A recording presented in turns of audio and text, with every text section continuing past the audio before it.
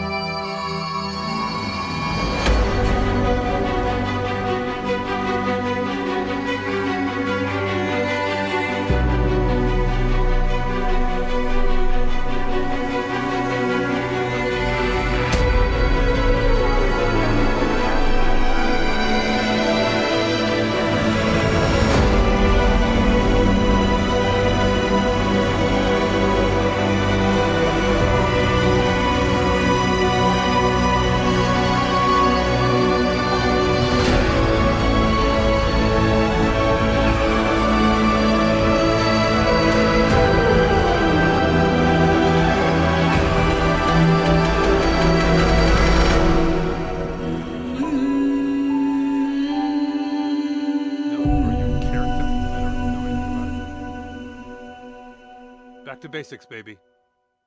You went Oath of the Genie's Paladin? Interesting. And what's your race?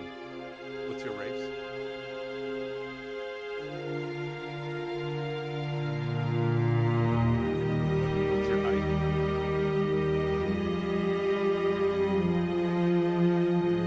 How many?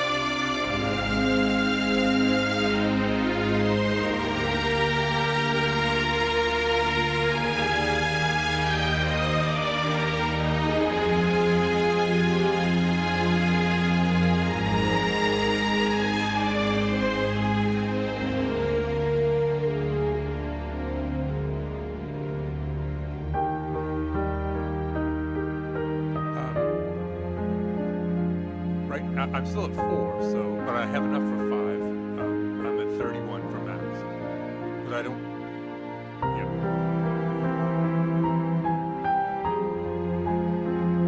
Correct.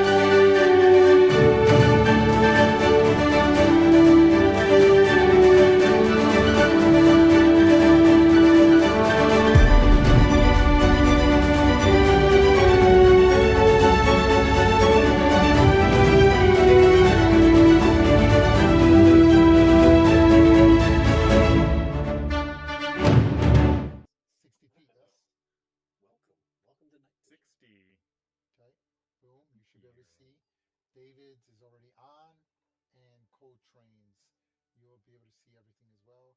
Do halflings have dark vision? They do not. They do not. Okay, so you're going to see very little, but the dynamic lighting is on. So let me make sure that it's on. Yep, it's on. So go ahead and position yourselves anywhere as your steed isn't allowed to come in here. So he's just sort of outside at the moment. Charlotte clearly is with Gibbets.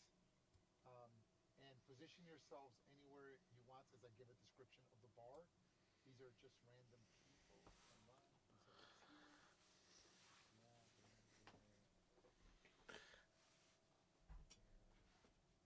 And this is the barkeep.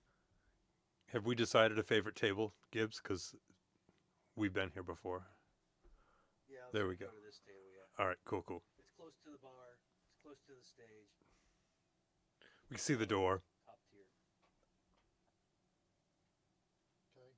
Now, some of the players have a little bit of a reputation here, but to new players, uh, stand by. Okay, I'm going to give you this is to set the mood for the new players. I know the old players probably have already heard a version of this, but bear with me.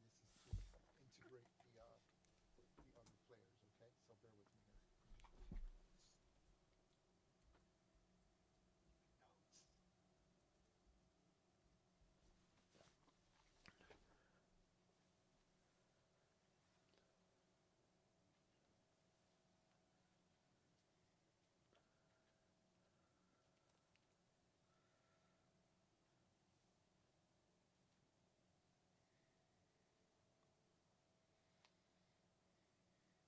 Oh, wouldn't it help if I had it? Oh, there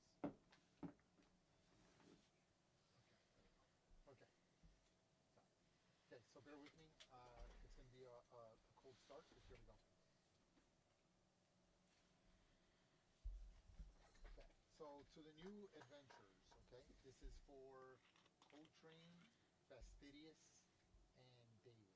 Okay, you you've decided to make your way to the Moonshay Isles. The boat took many long days to reach your destination of the Moonshay Isles. Temperatures have begun to drop as you arrive late in the fall season. The rain has become more frequent and morning fog has taken longer and longer to dissipate. As you're enjoying the, the misty view of the ocean, you hear "Land ho!" called in the lookouts of the crow's nest of the ship that you are currently boarding. The island beyond appears slowly through the gray mist. In the distance, tall mountains tower over the clouds, and the lush greens of the trees have revealed themselves. A day or so later, the ship has docked in the small village of Warrosbury on the island of Oleron. Warrosbury is a small village nestled among the mountains, the seat of the Moonshay Isles. It is known for its verdant fields and its deep woods. The village, which is a fishing village of all things, is a common place and a meeting for adventurers and foreigners like yourselves. The local population is made up of two human cultures, the nature oriented folk and the sea loving Northlanders. Think of the folk as your basic, sort of like a hippie ish human, and then the Northlanders, think of them as like Vikings. Okay? While Warrosbury is most effectively made of folk stock, the Northlander stock is also well represented in this village. Most of the inhabitants are human here. Today, like most others, mist covers the sea of the Moonshade as light rain begins to fall. It's like Seattle. It's just always raining. You'll hear the rain effect kick in. Today, like other days, you decide that to approach you would have gone to the once dry toad inn, but they're overbooked, and apparently only the White Stag has any rooms available. But it is one of the best places to avoid rain and the constant fall of the cold and rain that is displayed upon this village. You decide to get warm, get some meals, and enjoy some refreshing ale, meet some locals, meet other travelers, and acknowledge that you're foreigners to this well known establishment. Now we can't find either of them. Yep, with that What? being said, so I need the three characters. You sort of met each other however much, or maybe right as you got off the ship, you kind of are walking on the dock, making your way to the White Stag Inn. I've already posted the link to the map, so if you want to know where you're at, I can easily just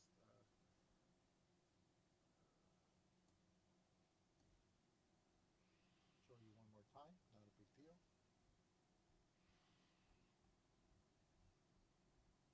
There it is. So you have an idea of where you in. So you ported in right off of area number 7, and you're going to the Stag Inn, which is area 12. And the three characters kind of enter for the first time. So that is Fastidious, Coltrane, and David. So you guys kind of all make your way into the inn with Gibbet and Bartleby already there.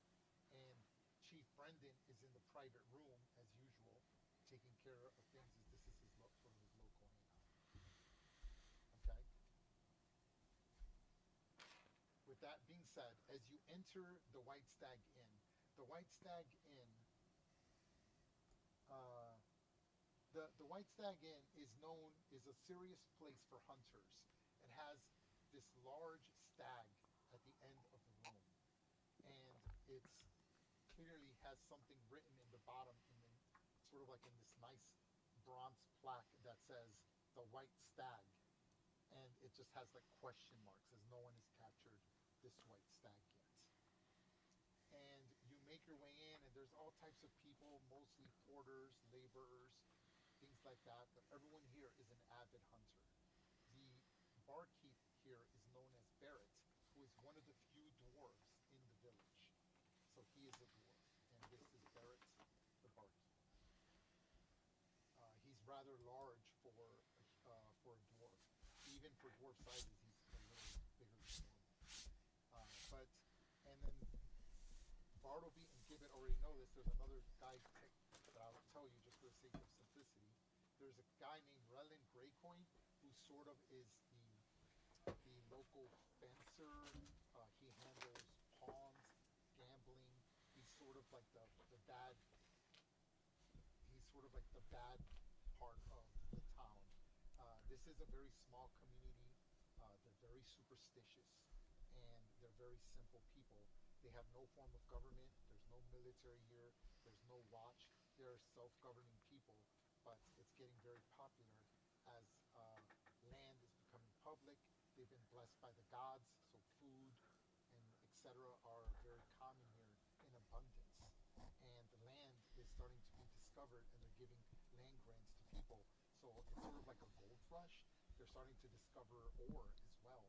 And as of recently, a silver mine has been discovered near the borders of the village, right? About an hour away at the expansion limits of the village. With that being said, you approach. When you come in, when you three come in, Fastidious, Coltrane, and David, immediately the dwarf responds in a rough comment. Hey! New folk! What brings you about here? As he sort of screams it from across the bar. And everyone, like, right, you're trying to keep incognito, and everyone in the bar sort of looks like he makes it a point to, like, let, when he doesn't recognize someone, what do you three do? Well, I If say, there is one thing Fastidious is not, it is incognito. Okay. She wants to be seen. Got it. Okay. And so I will try to keep order. So hold on. So for new players to VTT, getting stepped on is very common. So the easiest way to prevent this, if you look at the bottom left, I try to keep to that order. Okay, everything is happening simultaneously. So when I ask what you're doing, try to keep to that order. So it's going to go Bartleby, Fastidious, Gibbet, David, and Coltrane. That's just to keep order, right? So always be mindful. If your color matches someone else's color, change your color. I need your color to be completely different from someone else's, because when I see your text and I see your markers, it's going to come up in that color. Thank you, Coltrane. All right. With that being said, so starting with Coltrane, when you come in and the dwarf says this, again, all actions happen at once. Coltrane, what do you say? If anything at all. There you go. Yeah, I'm like, well, I'm trying to get out of this damn rain. He says, "Well, it's good. It's good that you've made your way into the Stag Inn, this soon-to-be White Stag Inn. If it wasn't for those damn nature-loving, um, primordial uh, beings, that's dragonborn isn't to be trusted. Zadil is a sight to see, but the others are quite a nuisance and have destroyed the hunting games that I had prepared for over a year. Please approach the bar and bring your friends." David, do you say anything? When he talks about how um, the hunting that he has set up has been disrupted, I make a comment. I say, to go into the woods for the express purpose of killing is wrong. The woods must be protected from all. Nature must be allowed to flourish. Oh, yeah. No, no, I didn't wish to offend. It's the blessing we received from Malar, the Beast Lord of Wild Beast. It's given through his blessings. And only the worthy can capture such a celestial steed in the name of Malar. Those that don't know, Malar is the Lord of Wild Beast, a very, it is a greater deity that is in constant, a chaotic evil deity that is worshipped actually among the nobility due to its hunting preference. It's one of the very few gods accepted by humans in most societies because of their hunting ability. Malar is in constant battle with Maliki, Sylvanus, Shantea, as they do not like each other.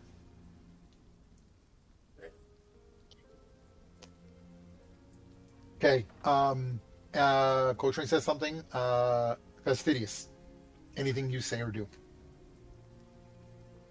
Fastidious, at invitation to the bar, strides across the room at a robust 26 inches, duster, gray in color, swirling in her wake, short, coppery, spiky hair, swirling silver eyes, and hops directly up onto one of the stools so that she can see it, and says, "Well, now, I do believe that we might be able to find some sort of employment here. We got this letter from these two wonderfully blonde-haired ladies that were leaving with this most magnificent badger on the boat off of the island."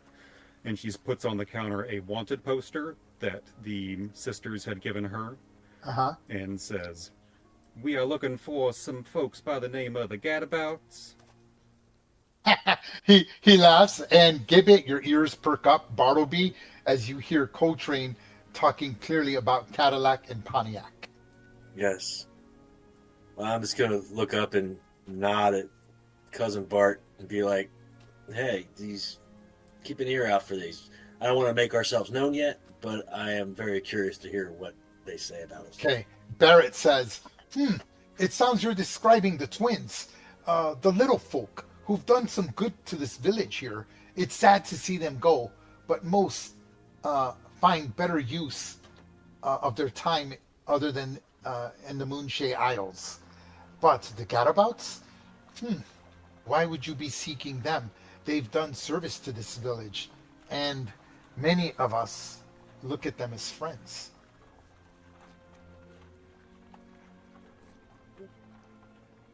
So David, Coltrane, Fastidious. At this point, he doesn't even let you order. He's just automatically bringing up beer. So you get beer in a. It's nothing fancy here. It's a very simple place, but the granite here is nice. He's got like this wooden granite bar end. The floor clearly of dwarven make. He's clearly some form of mason, and he's able to put out these nice mugs. But they're simple mugs, nothing special. And he puts out beer, not dwarven beer, nothing like that. Standard, he makes his own beer and brews his own beer and puts it out. And he hands you 3 glasses or 3 mugs of wood with beer in it. He says, yes. He goes, I'll have the cook bring you up something. We don't have much other than just a few vegetables and a little bit of meat and meat that we can come along. The prices are fair here, but again, you've all said that you've come looking for the Gadabouts. What business do you have with them?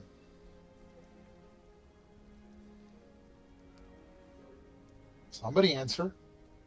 Fastidious points to the poster, the wanted poster, and says, They told us that the Gadabouts would need some extra help with their performances.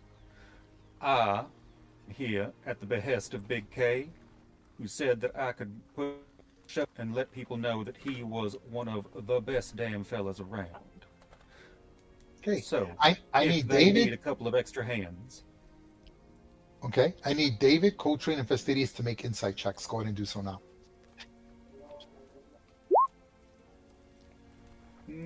love a fat zero. Ooh. Hello. Love that. That's that. Okay. So Right. David and Fastidious, you just noticed that he clearly knows something and he's not sharing it, right? That's it. But Fastidious, you see him making eye contact towards this table right here. And he's making eye contact with both those gnomes. How Well- tall are you, David? I am probably 3.5, 4 feet tall. Okay. So Go what ahead. what do you do upon seeing and noticing this Fastidious? And David, Coltrane, do you have anything else to offer or say? Yeah. Go ahead. Go ahead, David. We'll go with David. David first. Go ahead. I inquired to Fastidious. I say, that poster you have there, where did you get that? I believe you mentioned it. That, you said you're looking for the Gadabouts for what purpose? For work? Is that correct? According to these blonde sisters that we met, you might not have noticed them. You were heading with great purpose off the boat. When I ran into them, they slammed this poster into my chest. They were a little bit mean, but their badger more than made up for their slightness of stature. And the one who seemed to be closest to the badger said, "Hey, find the Gadabouts. They're going to need some help." Now, I am a bit of a performer myself, and she removes the aviators that she had been wearing this entire time. Okay. Yeah. And wipes them off on her shirt, and turns around and looks at the table. And I believe that this young sir behind the bar is pointing this way as to someone who might know the whereabouts of said Gadabouts. We can always use a strong man in the show. Ah, yes. Well, I do know how to swing a sword. Always a good time. Gibbet's a little suspicious. I maneuvered Charlotte over to the bar, Mhm. and I want to try to get a view through her eyes of this paper that this little coppery-haired midget. Okay. Have- David, Coltrane, and Fastidious make perception checks. Coltrane, do you want to add anything else? Ooh, okay. Now we're talking. Ooh, David. Damn it, Hunter! God Ooh, hey, damn! Coltrane. All right, there we go. Yeah. I just want Okay. to. So all three of you, but okay, starting with the lowest one with a 17. Fastidious, you notice this spider, which is unusual to you because it's moving very meticulously, almost as if it's eavesdropping. Barrett sees it, and you find it unusual that a bartender would not like kill like a spider if he sees it on the bar.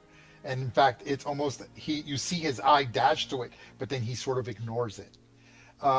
Coltrane, you notice the same thing, but you notice that there is a sense of intelligence, more likely a familiar. And David, you're no fool. You deal with fake creatures all the time. Clearly, this spider is a familiar to someone within 100 feet. With that natural roll of 20, you dash and look, and you can see Gibbet's eyes are slightly like warped. You know, like in Game of Thrones, when they work, the eyes go white, and you're like, that's the motherfucker right there. Gibbet is the character who is linked to the spider familiar that you're seeing at the deck. What do you do? Starting with David, what's your reaction, and what do you do?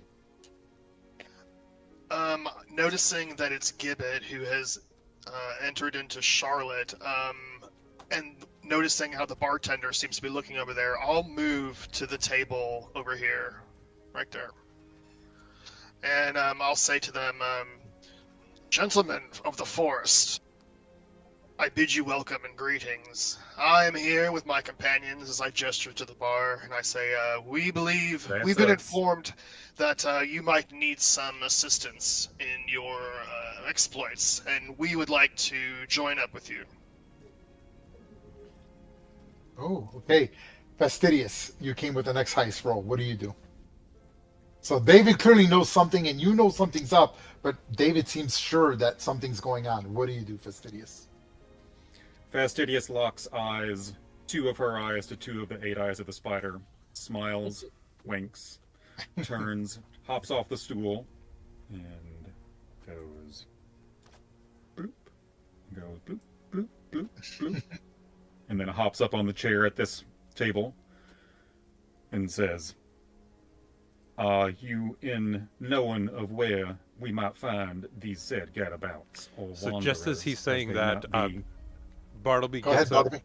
Bartleby gets up because he's like, "Who wants to hear my new song? Maybe a little bit of a PSA." And he starts sort of improvising. Two little women. We can't find them. We're afraid they've gone swimming. So tell me what you've heard, and it can all start so simply, with not even a word. So do you? Do you know? Do you know? Just tell me. All that suits you for your settled mind to melt me. What? Who are you? Gibbet, what's your reaction to this? I'm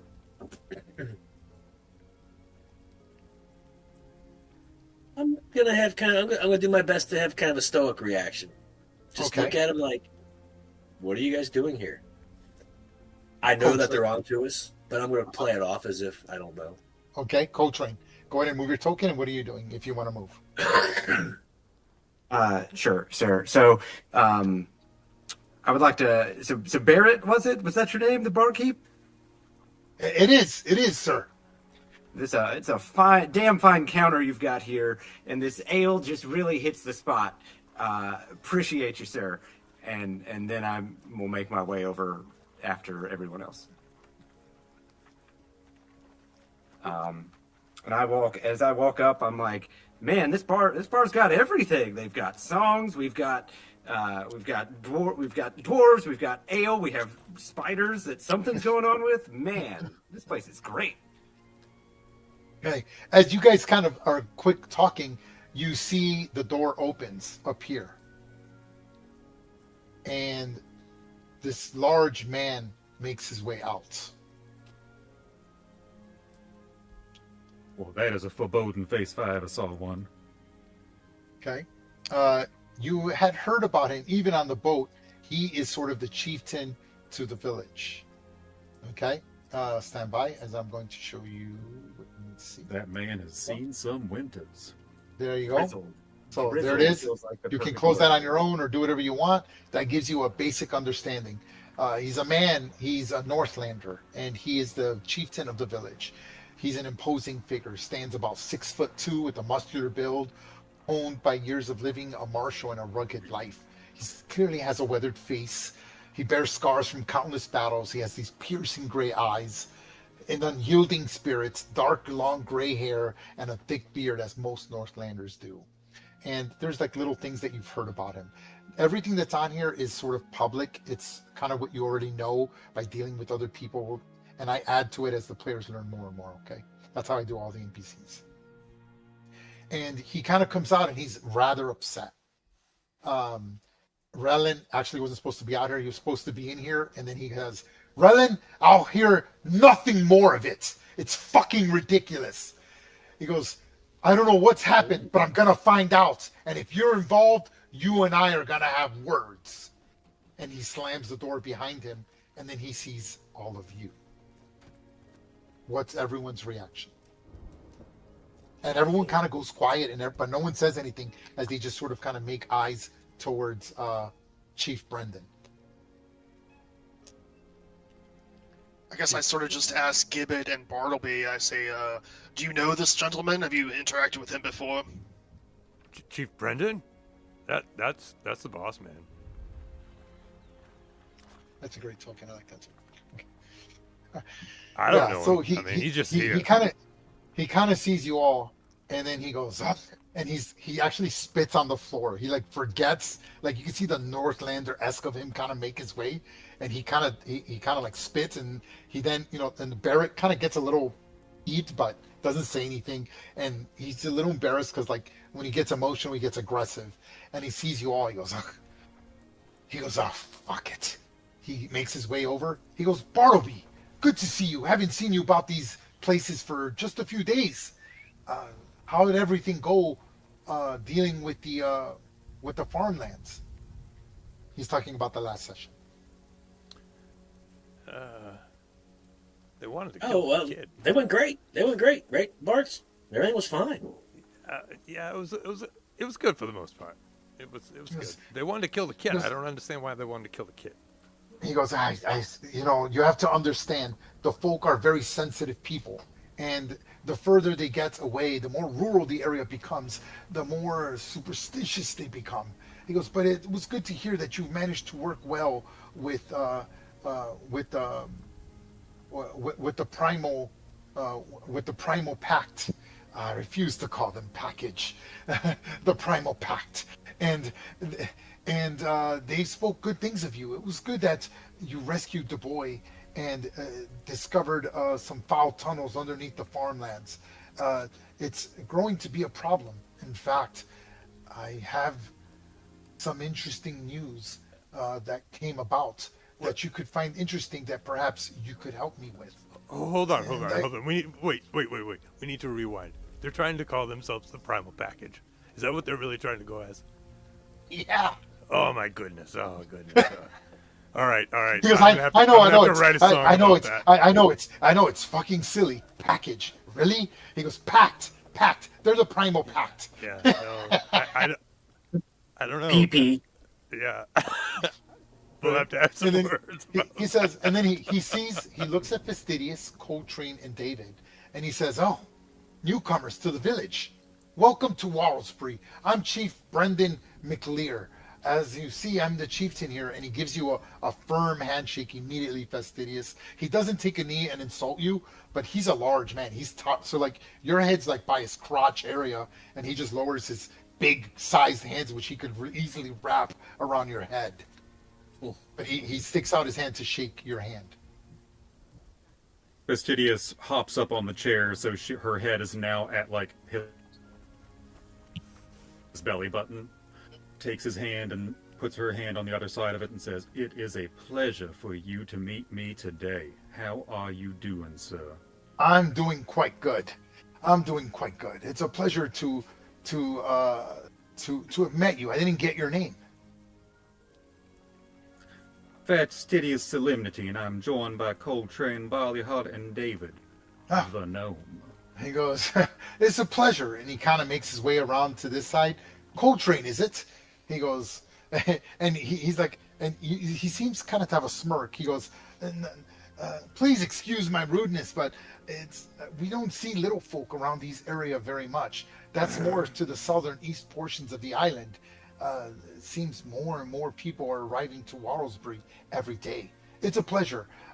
Coltrane, is it? I'm Chief Brendan," and he sticks out his hand. Got it. Pleasure to meet. Mm-hmm.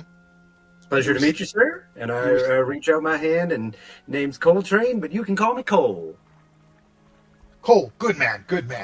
And you, little fella. He goes, "What's your name?" I believe he said David. Yes, David. And as he comes over to me, kind of like in public, I kind of like a preacher would say like a prayer, right? When nobody asked him to. I say a prayer to Sylvanus, like I put my hand on the chief and I say, "May Sylvanus always protect you, sir." He goes, oh. He goes, one of the few deities that's welcomed here in the Isles. Shantea is the main worship goddess here, but all her friends and allies are welcomed here. Sylvanus, Maliki, Torm, those that bring fruition and goodness to the forest nearby. It's done us well. If not for Umbra's curse upon the island, we would be far more successful than we are now. And he says, and then he comes back around and says hello to Gibbet. He's like, Gibbet, good man. And he smacks you pretty hard in the back, Gibbet. Right? Like almost knocks you off the chair. Yeah, Right. I coughed.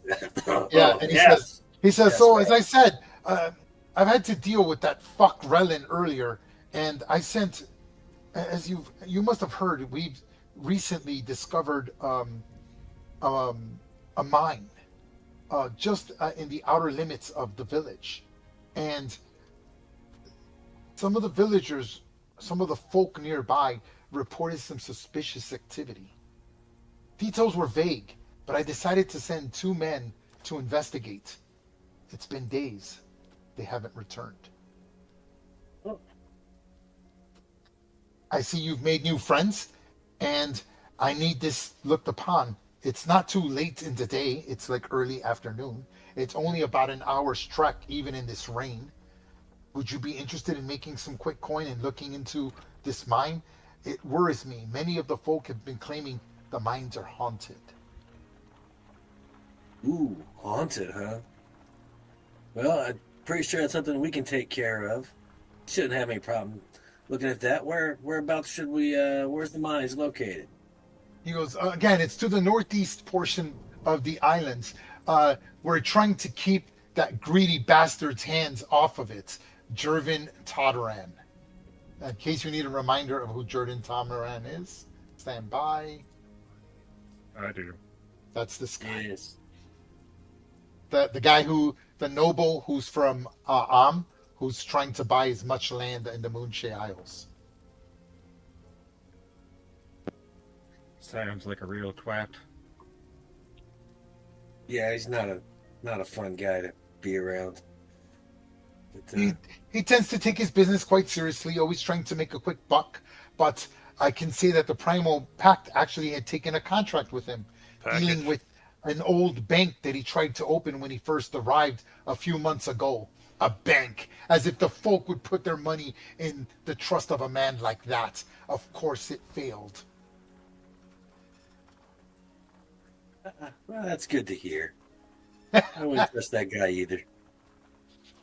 He goes, but again, if you're all interested, I could use good men, women like yourselves that are willing to make a difference for the folk, and you've proven yourself to this village many times before. The money's good, easy pay, and easy work. And I trust you all to come back with a quick word of what's happened to my men and look into this suspicious activity. How about this? You buy our 3 new friends a drink, and us too as well. We'll think about it, and we'll get back to you in like 5 minutes. I think you'll like what we have to say. He goes, sounds good. He looks over at Barrett. Barrett, whatever they need, it's on the house. And Barrett just kind of gives him the little, like, that like, yep, got it, boss. And he says, okay, I'll give you a few minutes. I have to finish last minute talks with Relin. And then Relin just kind of comes out and he looks at you, all of you. He doesn't make eye contact, but he doesn't look happy either. And he positions himself back in his normal spot. All right. Well then. Go ahead and talk amongst each other accordingly. Okay. All right. I'm sorry, I didn't mean to interrupt you, miss. I had a moment of muse. I needed to elaborate. And this is my usual audience for now. Can't get off this island, and we can't find people. And listen, let's just say small town living and I are not getting along the best. But we're getting through. Oh, I'm sorry. I'm Bart. This is my cousin Gibbs. You were Go ahead. You're talking to us? Oh yeah. Okay. Well, sure as hell isn't talking to me Yeah, now. I mean, the other people who came up and sat with us. I mean, and he just offers us a job. So, I mean, we could do it by ourselves, but I mean, we obviously need new people. I mean, because we haven't seen the sisters in like days.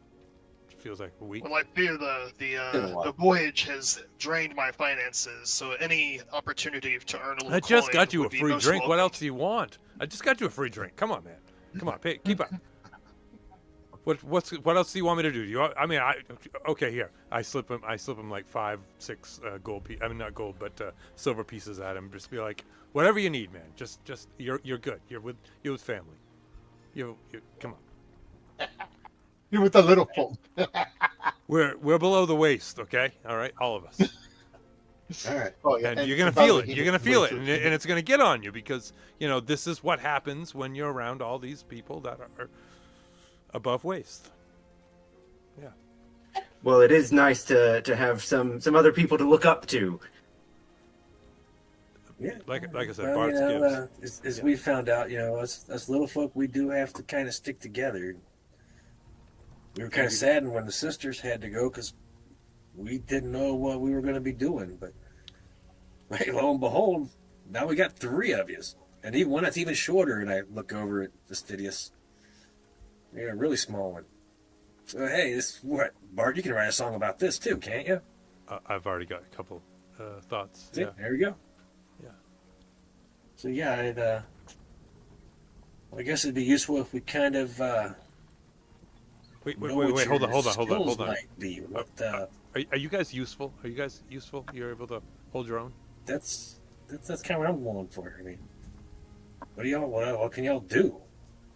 So looking at my character, I'm wearing scale mail, medium armor, and he has a huge greatsword strapped to his back. And I say, I know what I'm doing in a fight, so if things go sour, you'll be happy I'm there. If anybody would like to test their strength, I'd be happy to demonstrate as I put my elbow on the table in the arm wrestling position. Sure. Hey, girly, why don't you arm wrestle this thing? Fastidious. Oh, I'd be happy to. All right then. Yeah, I'm gonna glance over, look at Barrett, like, "Hey, drinks, please." Yeah, I'm gonna sit back I'll and get ready happily to make a strength check or athletics, either one. All right. Go ahead. You can contest. We Athletics did versus this all the time. athletics on the versus athletics. And this is how it always ends up. Was that a flirtatious? Yeah, you like almost like he's like it's almost comedic. It's like you're getting ready and then you say go and it's like that. All right, I'm gonna give David a big hearty slap on the back, like, "Ah, boy, I think you're gonna fit right in here." It's just Good comically, contest. yeah, it's just That's make really awesome. good light of the fact that it was embarrassing. Yes, great. Well, Got you, fellow gnome. You're a forest gnome, correct? Yes, you are correct. That's right. It's They're all- snow. Yes. So, and what are you, sir? What is your lineage? Well, you can't tell. I don't presume. All right then. I am a fellow forest gnome. Kind of like the forest, unlike Cousin Bart's here. But, yeah, I'm from out not from around here, obviously. But, And yeah. And hearing that you're a fellow forest gnome, I cast minor illusion as like a joke for you. Like I create like a pot of gold. Like they're always after our pot of gold. That's pretty good. I'll minor illusion a rainbow going out of the pot of gold. Nice. So And my then DC follow is up- only 11, so like it's pretty obvious that it's like a crappy illusion. It's transparent. That's funny. There we go. As you're all talking, Chief Brendan gets upset enough. They're like talking, you really can't overhear what they're saying. But then it gets just like a shouting match, and he actually gets up, and he has like a dagger because almost like right most people don't carry weapons, but he has a dagger. He actually grabs the pommel of the dagger. He sits up kind of like in the Wild West when they're about to draw. You know, when they stand up, the chair goes flying back, it hits the wall, both of them get up. Relin reaches for his dagger at the same time. He goes, you wouldn't have the fucking balls to do that, Relin. I tolerate you here in this village only because you do bring some good when it's necessary, but this won't be tolerated. You'd best hope those men are okay. And he gets pissed off enough that he actually goes into the back room and steps through this door, and then the door opens, which reveals sort of like the storage where they keep all the barrels of ale beer, and he's pissed off and he slams out, enough that like people avoid him, and Barrett's like, holy shit, and he disappears into that room.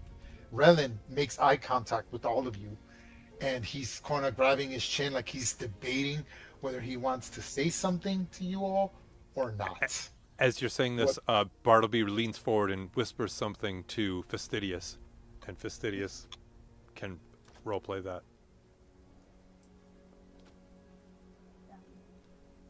Fastidious will pull a dagger from a holster on her thigh and toss it up, and then proceed to start like with a second dagger and then a third dagger, and then catch them all and make them all disappear back into her holsters. Okay. And say, I'm all right. And then I whisper something, I message something to Gibbets. Yep.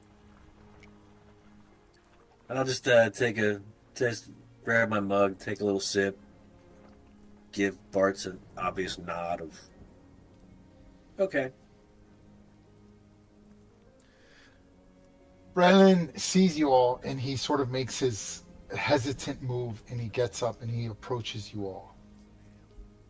And he's very cautious, and he doesn't come up threatening, but again, he's always got that cloak, right? Like if you see his token, right?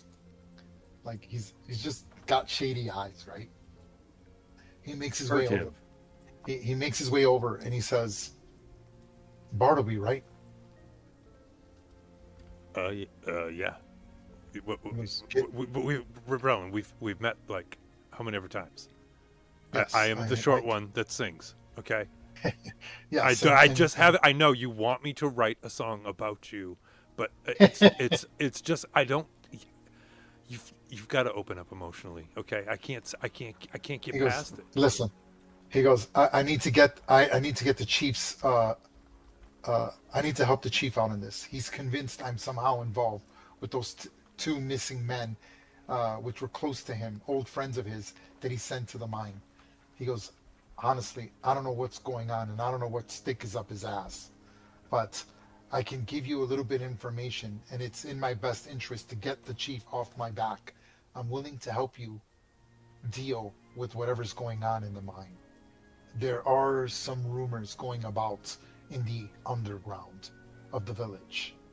Now, the underground is sort of like they're calling it the underground instead of the underworld. So just imagine underworld being used, but he refuses to call it that, right? A village doesn't deserve the underworld, category. So it's kind of become a joke. It's called the underground. Cool. He says, look, it's a dwarf who's in charge of that mine. His name is Rolu Dvorak. I'll put his name on the chat.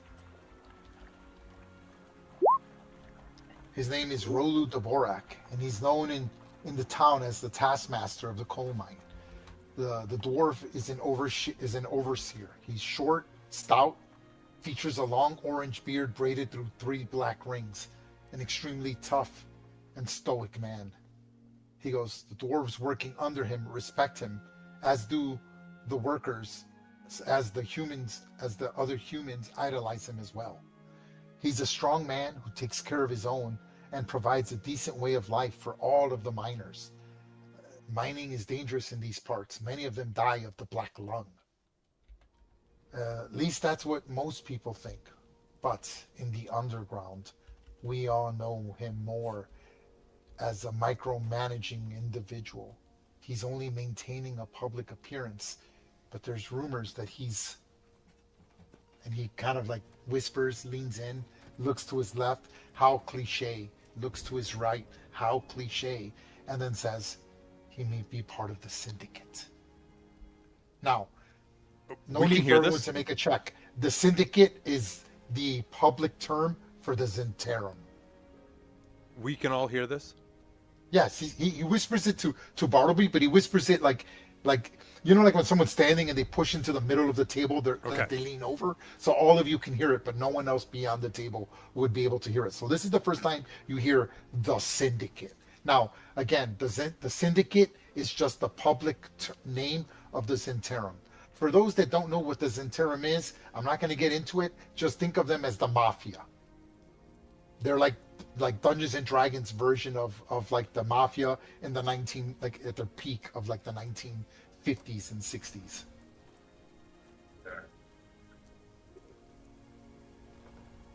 Wait, did you say the syndicate? He said, "Shh."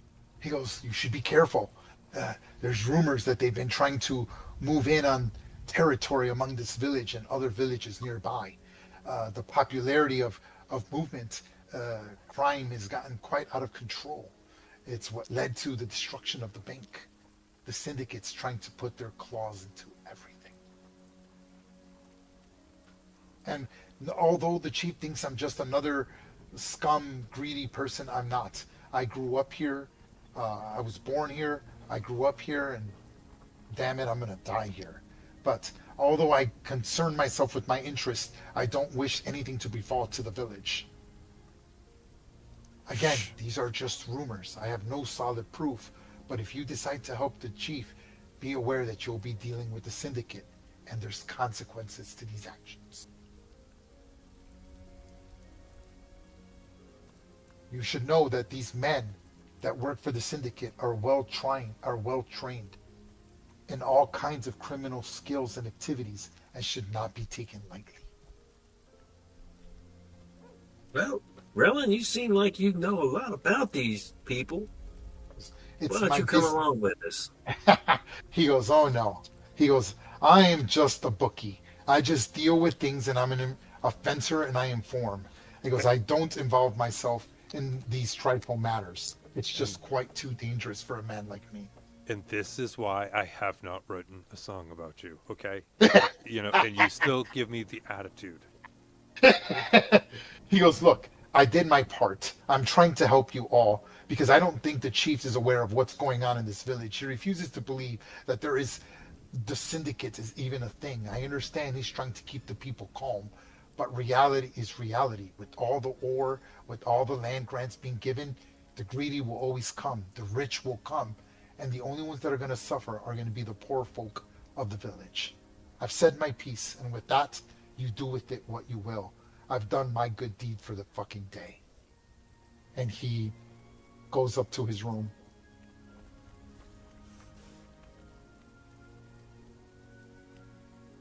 Fastidious is massaging her wrist and saying, "David, we gotta work on that feint of yours. I mean, you slam it down every time and it hurts so dang much." Fine contest. That was entertaining.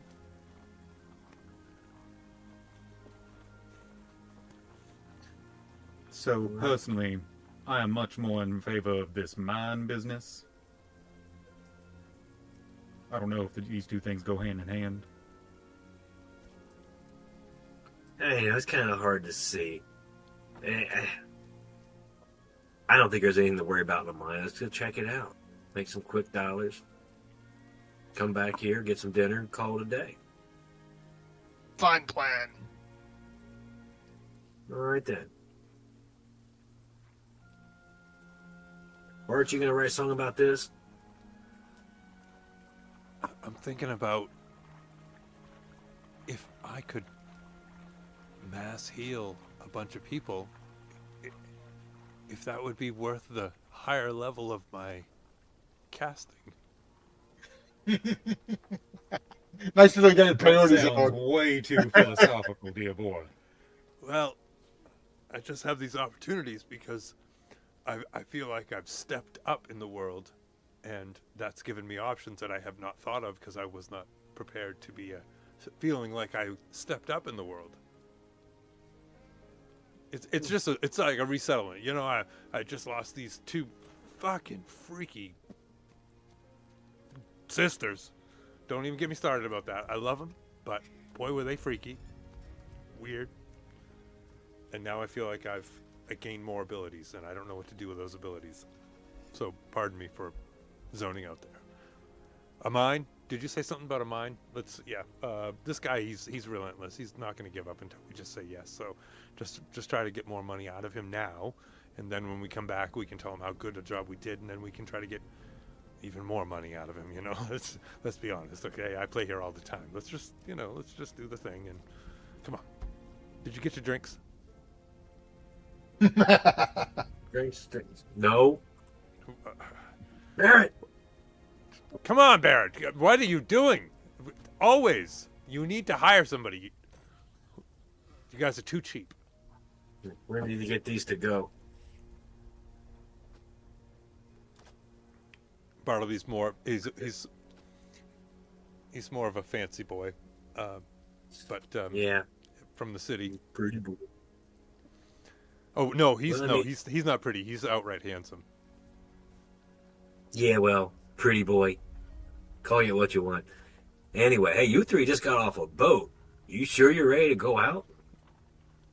I mean, a couple beers can do wonders, but I mean, the weather doesn't bother me. And if either of these fellas need a ride, they can hop on with me. I don't walk anymore. That's awesome. Well, what I lack in speed, I make up for in endurance. Okay. So wait a minute, hold on. Just Just so we can get meta. but, yeah. Can we get meta for a minute? Hunter, are you more legs or more body? I need the visualization. There's not much torso. It's a lot of limb. It's kind of... A lot of it is hidden underneath the duster, but it looks like there's too much leg and too much arm and not enough torso. Oh my god. Like those walking things from Dark Crystal. The sketchy. Whatever they're called, the long range. No, the things. stilted things? Yeah. The land striders. Oh, that's not quite that exaggerated. So it's early in the afternoon. It's like around 11 in the morning. It's going to be noon. You guys could finish your meals and finish a quick drink and then make your way out. Are you going to wait? Do you want to see if Brendan returns? Going to go take a look. He said it's about an hour's trek northeast at the edge of the village. So it's just at the outskirts past the farmsteads of the village. No, actually, because of the fact that Bartleby has dealt with this guy how many other times, he goes up to the bartender and says, I want it in writing, okay? And I want the proviso of whoever doesn't get to come back gets double share for whoever they've intended. All right, this time, come on. We've got to make sure. We don't want people to be dying out there.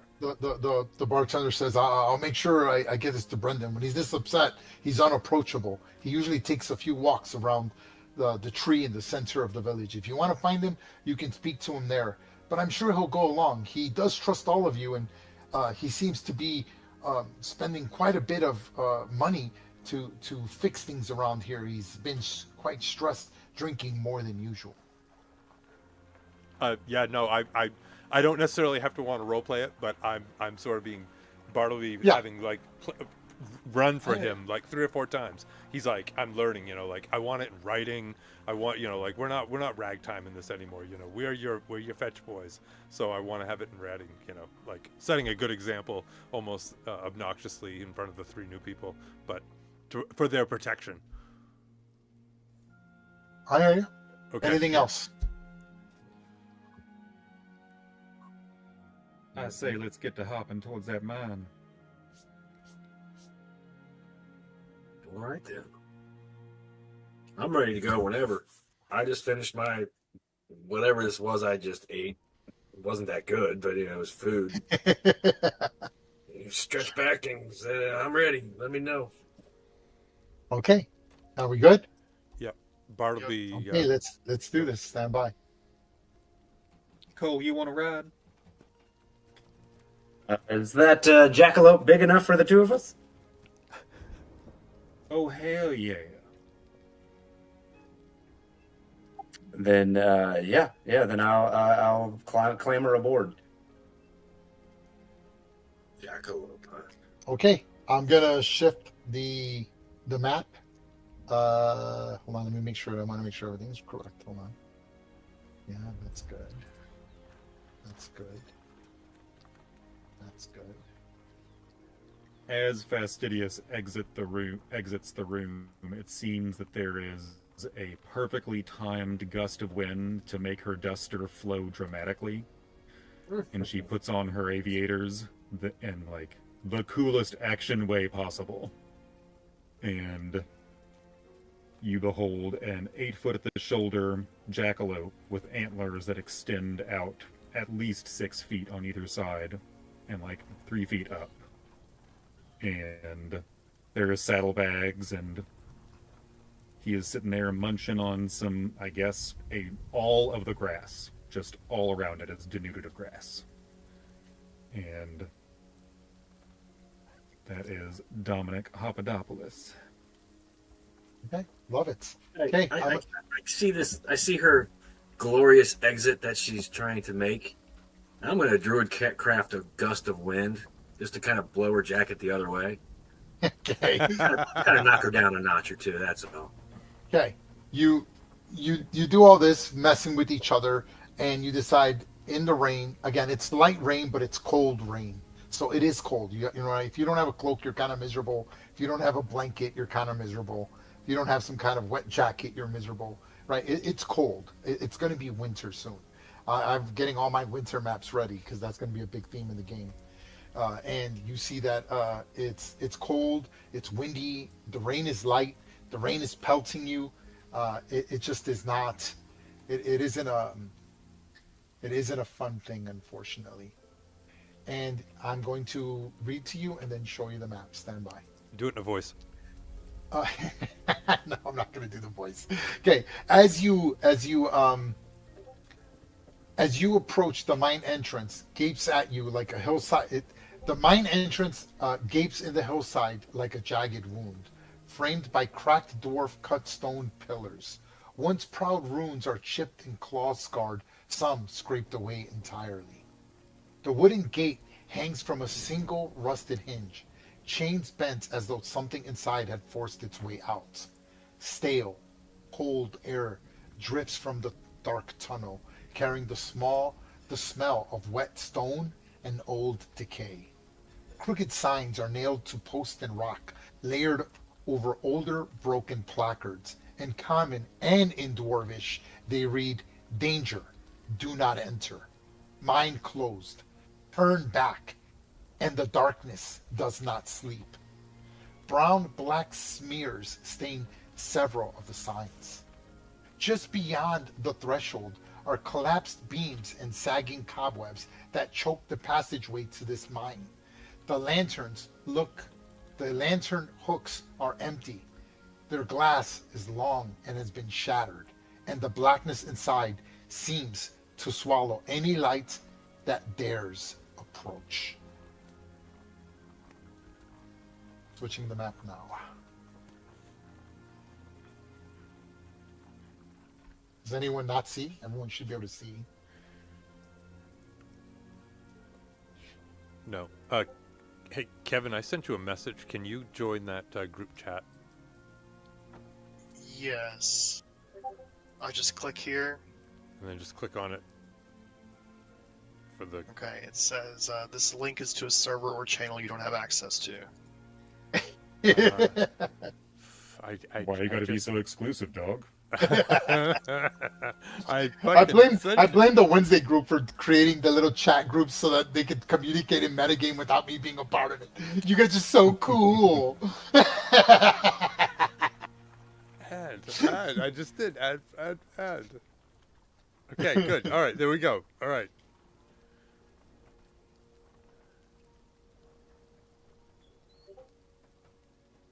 All right. As I walk over, scale mail is a disadvantage Am I recognizing that he's gonna if- Yeah, I mean, if your armor is at disadvantage, the disadvantage. That's how it works. I don't usually play characters that do that, so I can't remember his scale mail. I'm trying to not ask, I but don't- I'm saying, yes, do I take all, do I all take a medium armors? I perception think roll? breastplate. I think all medium armors. I think except chain shirt and breastplate have disadvantage. I believe. Okay, all right. So I'm corroborating now. yeah, you're good, right? Or are you wearing armor? I have 0 armor, only a shield on my back. Okay. So I have scale mail, so I'll be at disadvantage if we sneak. Okay. All right. Yeah. I messaged to Gibbs. Do you want to send Charlotte? Oh yeah, she doesn't mind going. I lean over. I lean to Fastidious and say, Jackalope is the only way to travel. Oh, you rode He with is him. divine, is he not?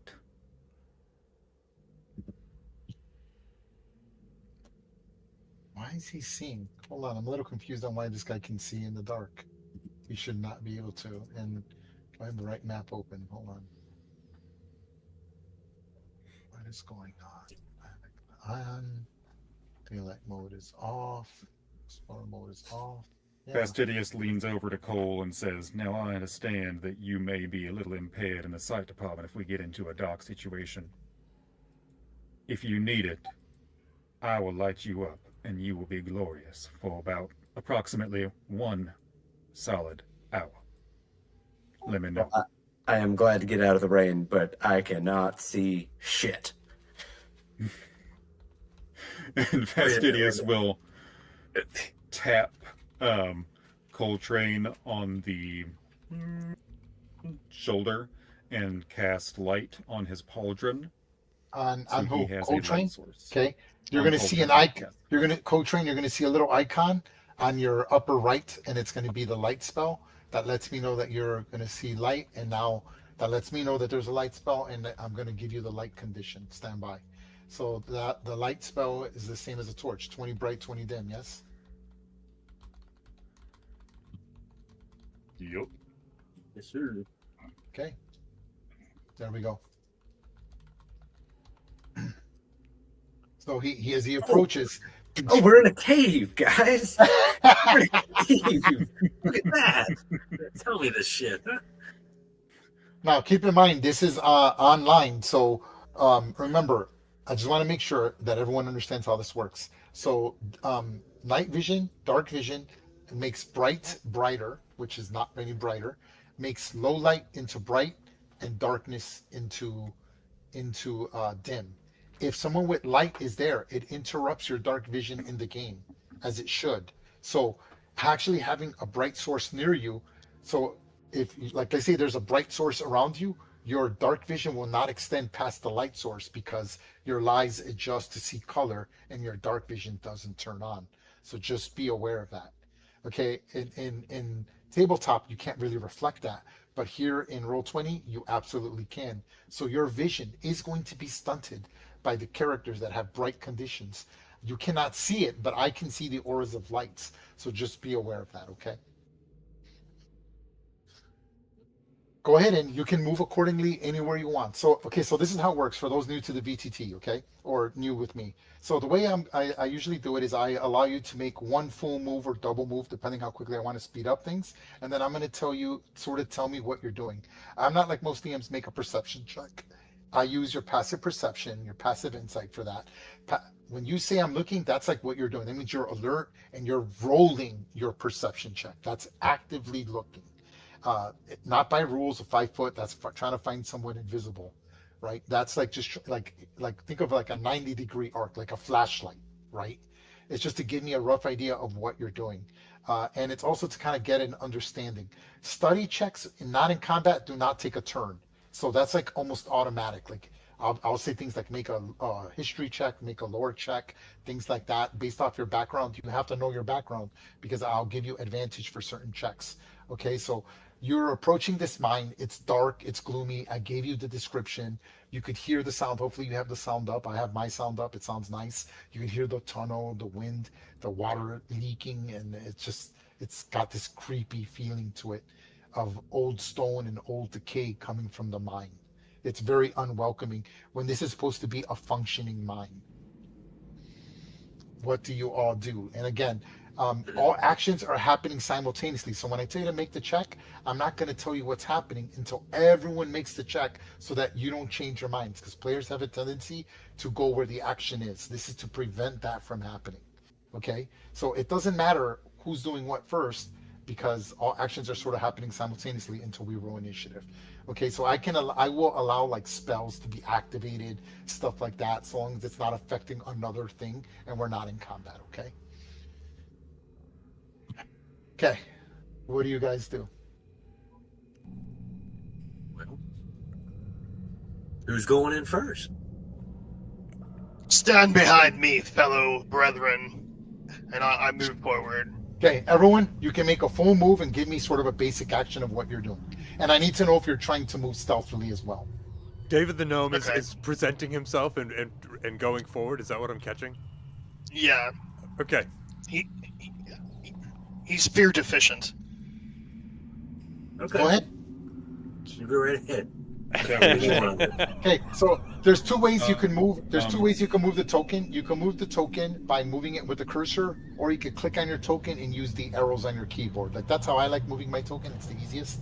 It's kind of fun to do it that way, but you can do it anyway. Okay, so David, you push in. Are you doing anything as your? Do you have a weapon out, David? Yes, I have my great sword ready to go.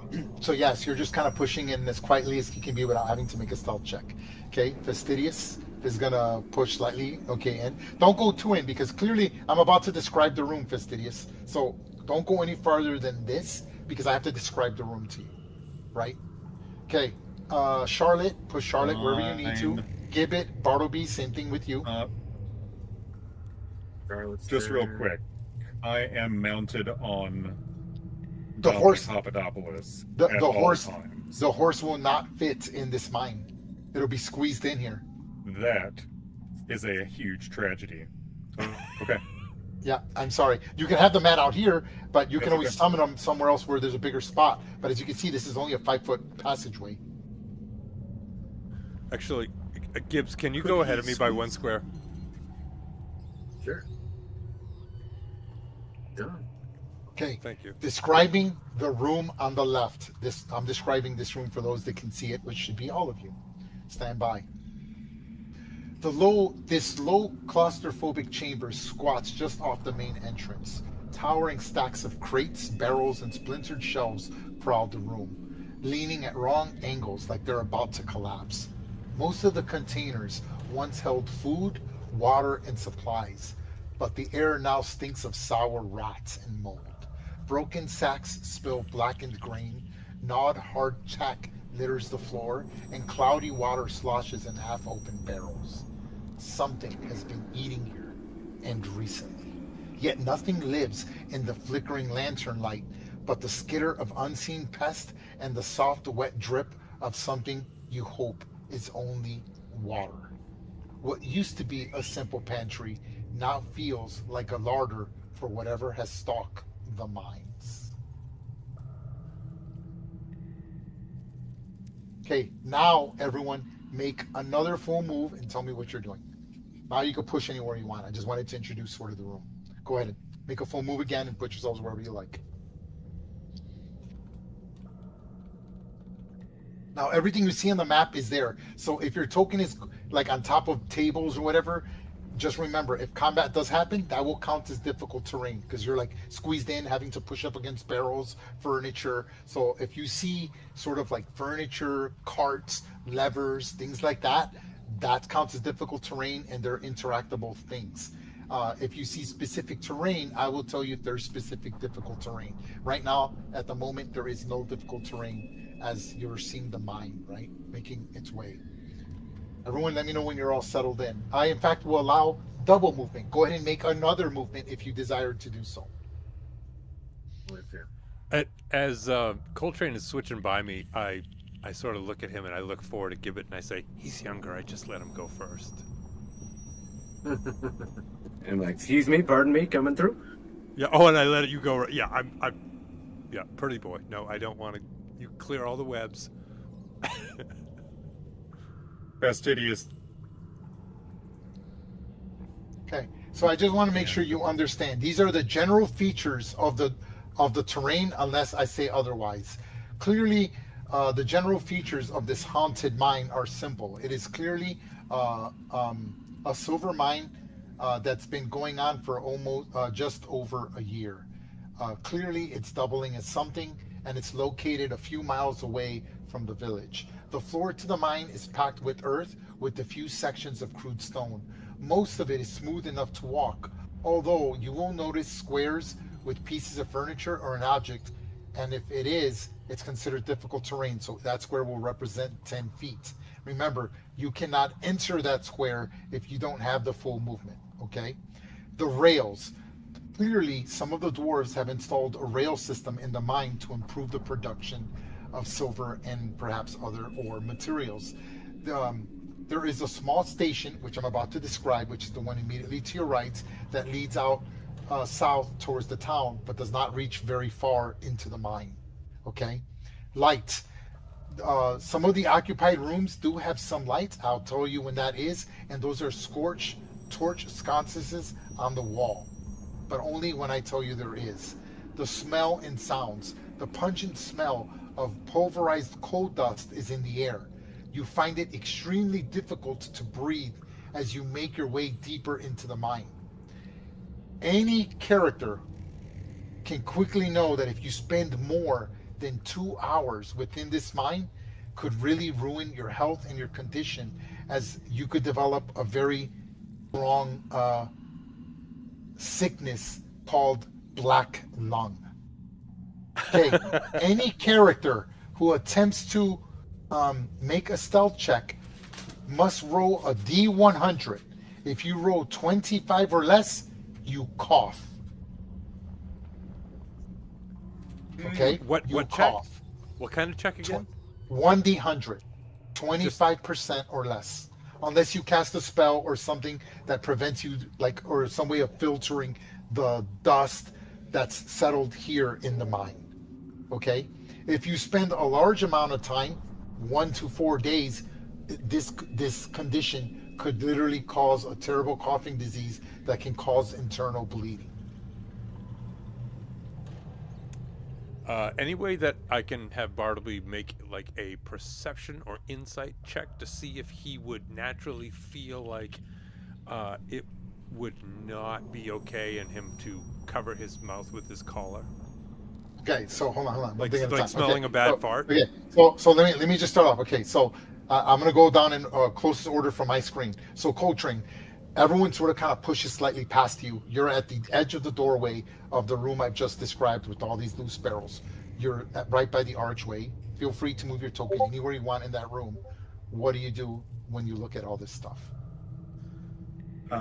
Yeah, so I want to push my way into that room and just kind of look around and see if I can, you said that there was we saw some food that had recently been eaten, and I just wanted to check and see if I can make out what kind of race or creature was doing that. Put your token anywhere you want inside the room and make an investigation check. Okay, starting now with the closest away. Gibbet, what are you doing? I just want to go ahead and take a look around this room from where I stand. Mm-hmm.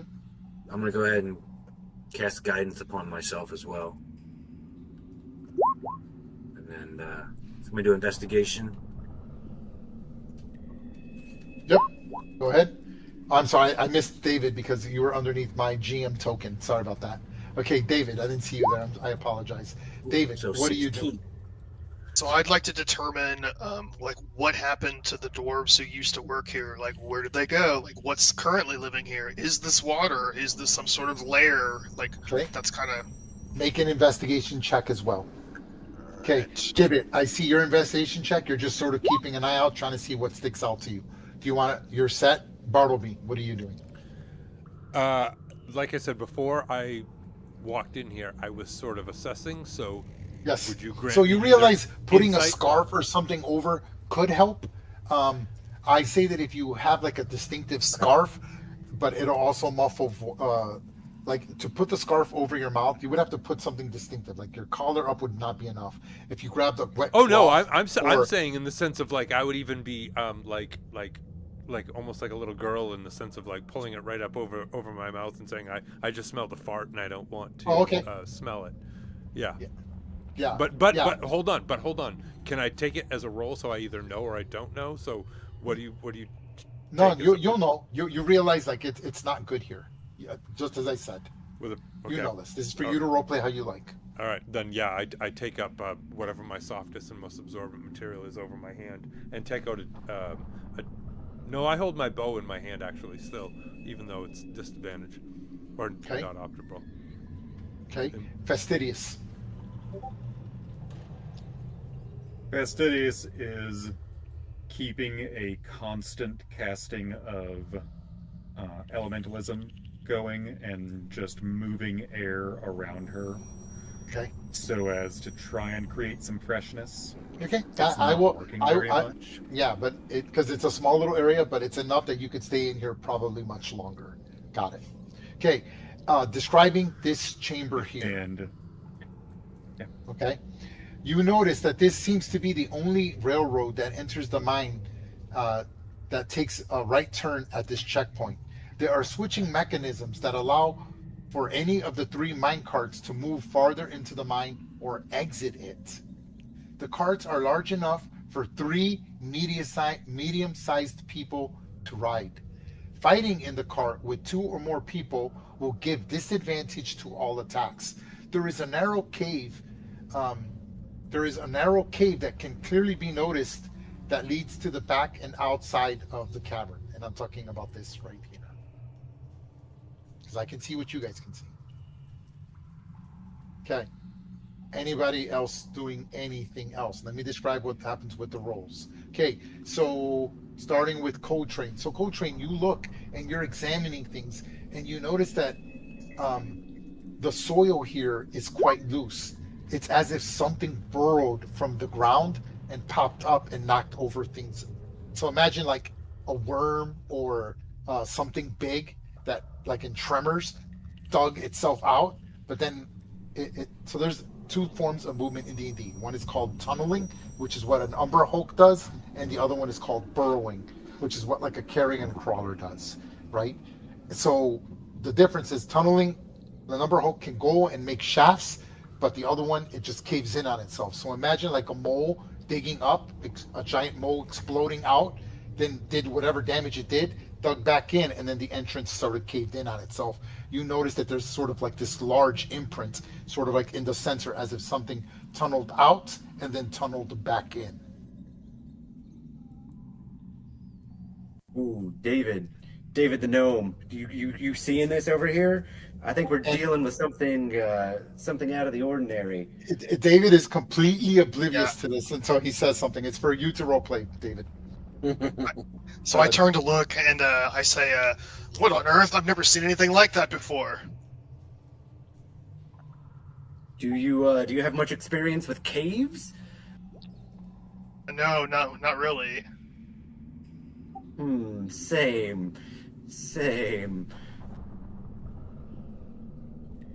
Perhaps we should join the others. Okay. I'd like to. Can I like reach down and paw at the dirt where I see Sure, it's all turned up? Sure. You notice it's soiled, but it's actually doing some good. You realize that the creature is actually almost fertilizing the ground, much like earthworms do.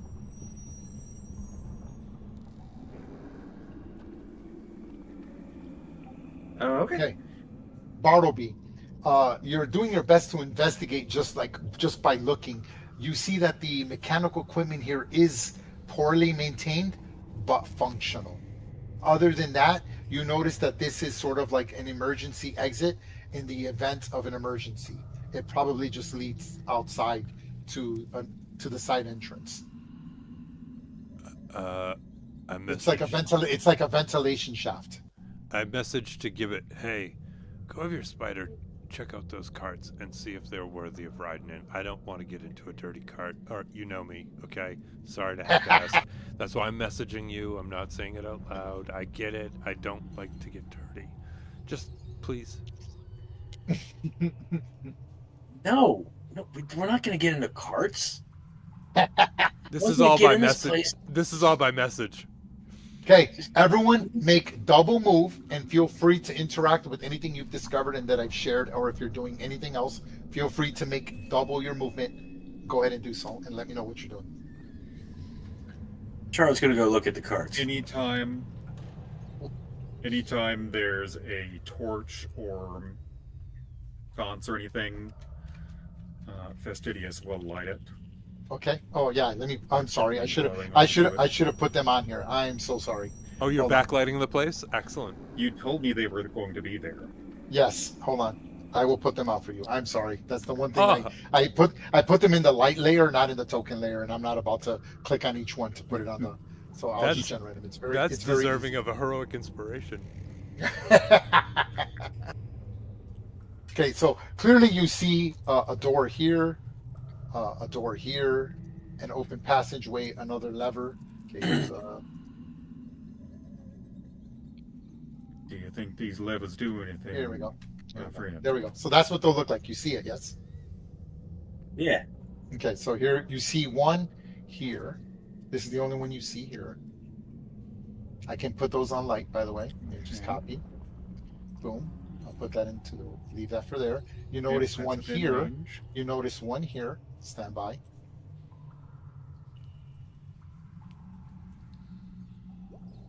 This door is open. Yes. Oh no, I'm sorry. Oh, sorry. Wrong chamber. Door. Right here.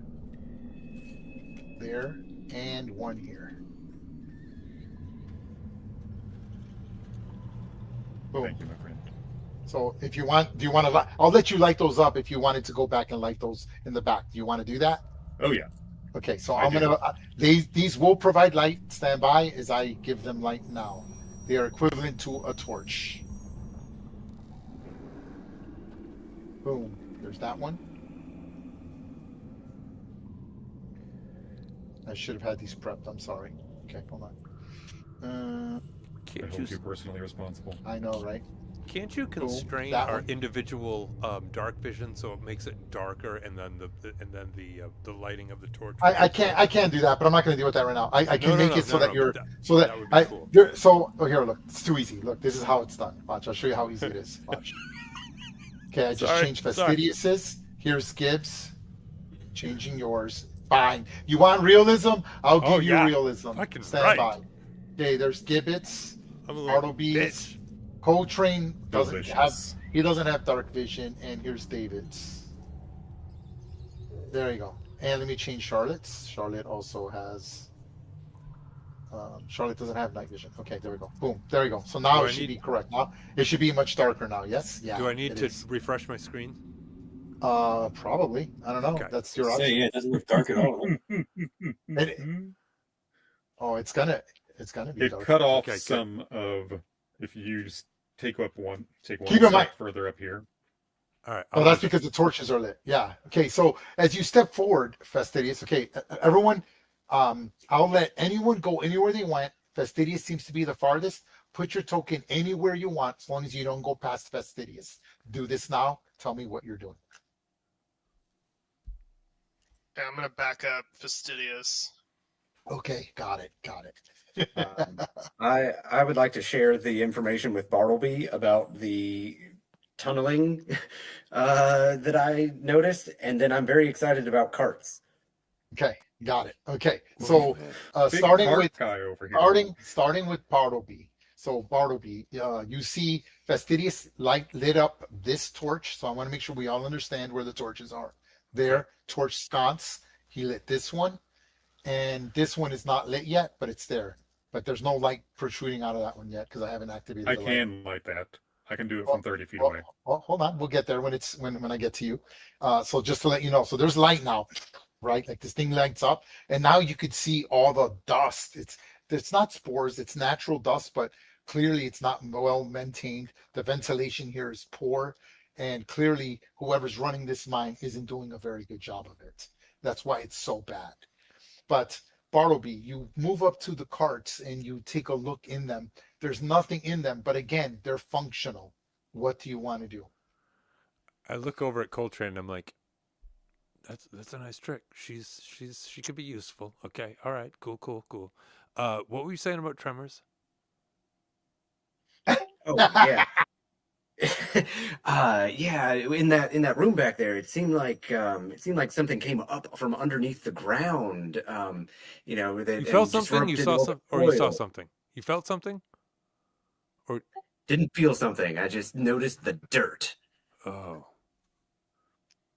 so it could have happened like a long time ago, or it could have happened like recently, or what are you saying? If you I had to think it's guess, if you had to guess, it was recent, like probably within the last few days. If I had to guess, I would say it was in the last few days. Oh, Jesus Christ! That gives I, us I a think lot I of. think there's something more than the syndicate going on here. Okay, so listen, I don't mean to get into personal stuff, but he sent the spider over, and he didn't tell me what the spider. How am I supposed to deal with that? Okay, I'm older than he is. Okay, and I feel like I get no respect. I mean, like just between you, I don't know you, and I shouldn't be saying this. I, I think he's taking the sister's absence a little bit heavier A than little I am. hard. You Yeah. know, I mean, like, tell me, Coltrane. you fucking you sent the spider over. Look in. I don't want to get dirty. I mean, look at me, handsome, huh? Right.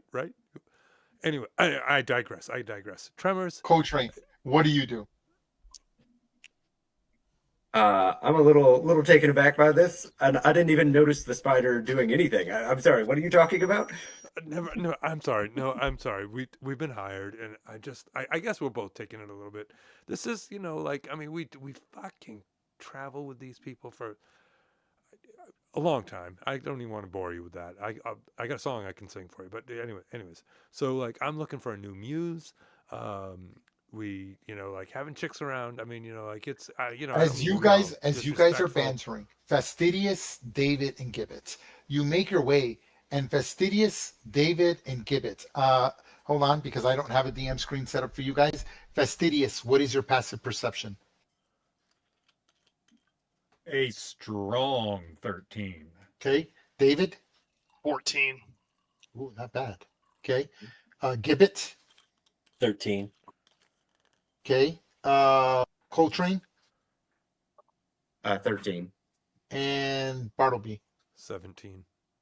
Ooh, 17. Look at you, aren't you fucking cool? He thinks he Okay. is. He thinks he is. So the ones who hear it is all three of you, Fastidious, David, and Gibbet. As you make your way, Fastidious, you hear it. I'm gonna be specific about what you're hearing. So all of you hear muttering coming from the left and moaning. Think of uh, think of Let's be someone honest. moving. Think of someone Is moving it sexy something. moaning? No, it's something. It's someone moving Okay. something really heavy. Ugh, ugh, this sucks. And it's in common. And you hear it behind the door, and you're hearing the sliding of something heavy. Think of like a box or a barrel, and someone's having to pick up and then put it down. It's distinctive. You can tell what that sounds like. And it's coming from the left. Okay. Okay? Got it. Okay. Okay, hold on. Okay. All of you pick this up. Fastidious, David, and Gibbet, you hear talking coming from the right. Like you can't quite make it out, but it's definitely several people. Between 4 and 8 people that seem to be this talking. You could tell that they're drinking, and you can tell that it's sort of like a one-sided conversation because you're hearing. This is how it goes. Think of a person speaking. Oh, here. right? So you could tell it's like someone speaking to a group of people, but it's again in common. The walls are make it difficult to hear because again you could hear the sounds that I have in the background. That's what it sounds like in the cavern. It's like high wind. You're not sure where this, because there's poor ventilation, but there's like this bad updrift, a backdraft that's kind of like the tunnel's breathing, pushing in and out. And in the distance I can see, because I can see what your token sees, you guys can see that there is sort of like this big gap here, and there's a rail that's going over it, and there's a lever, and it just seems really dark and gloomy past that side. Okay, with that being said, Fastidious, David, and Gibbet, what do you do? All right. I'm going to poke David silently in his metal armor and just, give him a old thumb, look to the left, your door, go check it out. In case Okay, it matters, the doors do not have locks. They're just closed. So they're not locked. You notice there's no visible lock. So it's like, think of a door, like a bar door, like a public door that just has the handle with no key, no lock. So you know it's not locked. Maybe it could be Okay. barred on the other side, but you doubt it. It's a very warped door. This is a mine. It's even unusual to have some type of cavern door here. It's poorly constructed, but it is a door that is technically closed. So by rules, you have to use an interaction to open it. So just be mindful of that. Okay, Okay. I'll do that. I'll Okay. like move here and open the door. Okay. I'm gonna open the door. Stand by. Fastidious will light this torch. Oh, I already did. Did you already do it? I Okay. Yeah, I think I It already. looks Oh my like you God, may have. I didn't mean to do that. Oh, hold on. I got to put this back in. Hold on. I shouldn't have done that. I must have accidentally deleted it. Hold on, I'm gonna put it in there real quick because cannot have that. Hold on.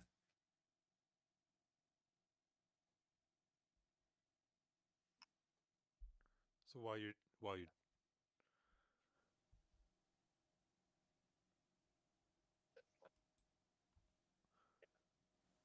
There we go. while you're doing that, Bartleby's totally trying to get David's attention and being like, "Listen, just between you and I, right?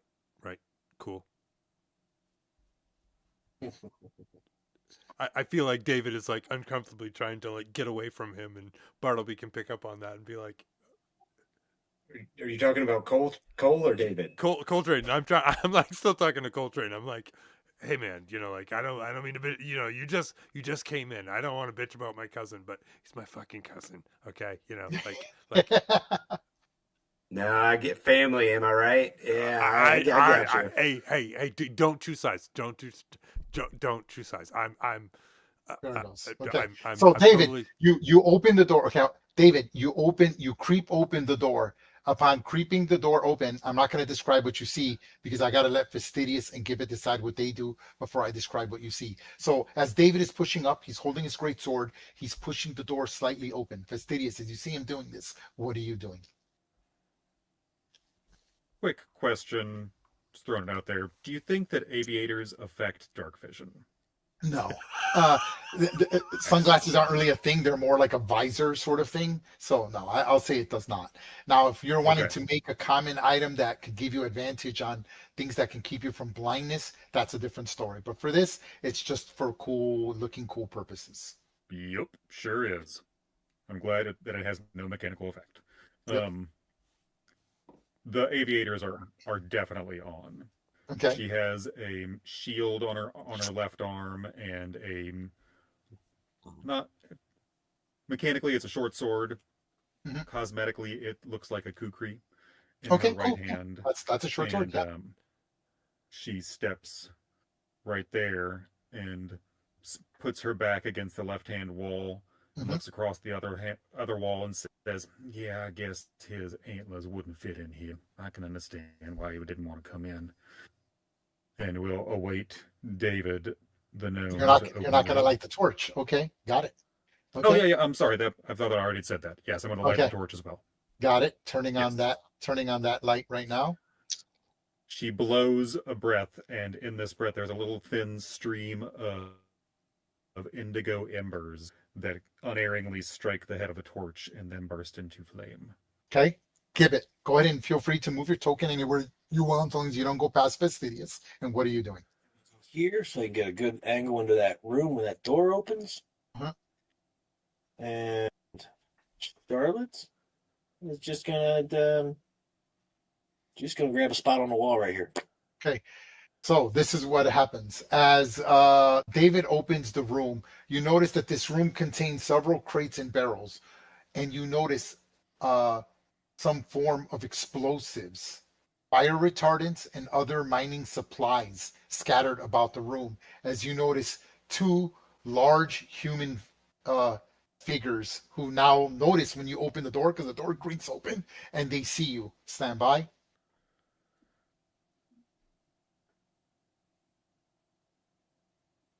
Well, we knew some folks were in there. Okay. Didn't know Upon there was which, gonna be twins. upon which, all of us are now rolling initiative. Please click on your token. Do they look mean? I take it they look perturbed. I can't tell you that just yet. No, you can answer just that one question. Jesus, why am I on the lighting? No, turn that off. Why did I roll a Coltrane. 17.14? Just in case somebody rolled a Yeah, in case 17.15. in case somebody rolls a 17, there won't be ties. Okay. Is there a reason there's like a magical symbol over top of me, or did I miss something? Oh no, that's just the token marker. I'll push it to the back right now. Stand by. Got it. Wait a minute, hold Yeah. on. It just lets you know. It brings attention to whoever has the highest initiative. Can we take You'll a see that. 5-minute pause before we actually get into battle? Because I have a 13-year-old dog that's saying I need Yes, to go out. this is a good time to take a pee break. It's 9:21 anyway, so let's do that. Yeah, go ahead. Excellent. Yeah, refill time. Yep. Go I'm gonna ahead. put it on the starting soon there. Yeah, you're good. Go.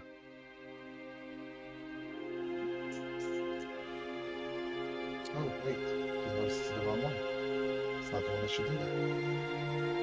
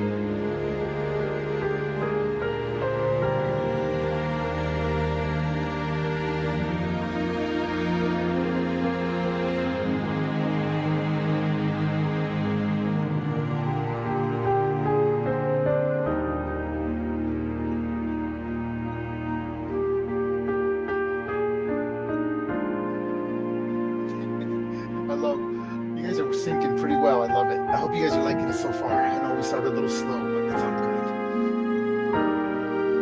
Okay.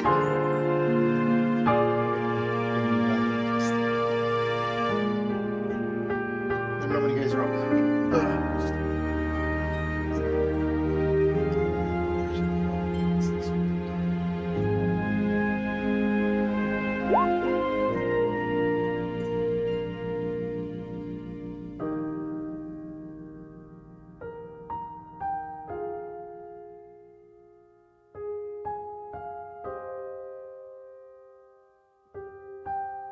Look at these initiatives. God, I wrote crappy initiative.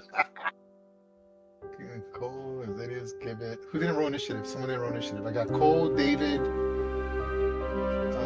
got Fastidious. Give it 1, 2, 3, 4. Someone didn't roll initiative. Who didn't roll initiative? 4, 5. No, we're all there. I only see 4. So yeah, you got Barnaby's got a 9. Fastidious 14. Coltrane 24. And Fastidious. Yeah, he was right before you.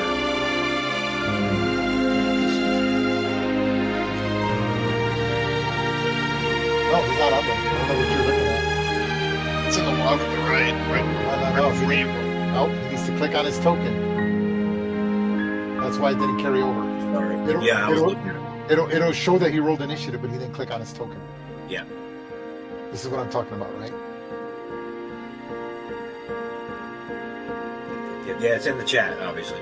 But Just to save time, I'll put him in there. Or it'll be 9. I'll add him in. I'll be generous today since we got time. he is taking care of an old dog. Yeah, I can add him in there. Give me 1 second. Turn 9. This thing. Okay, there it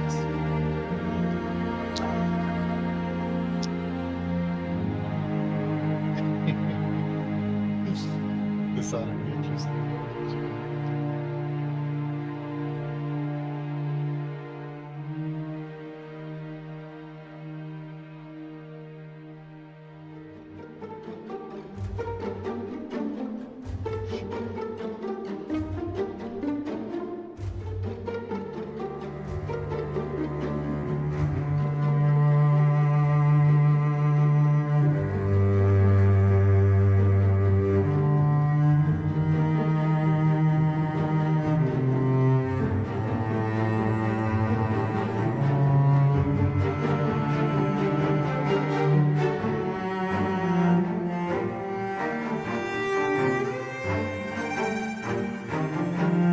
Okay, well, we can get started because Bartleby is last in initiative.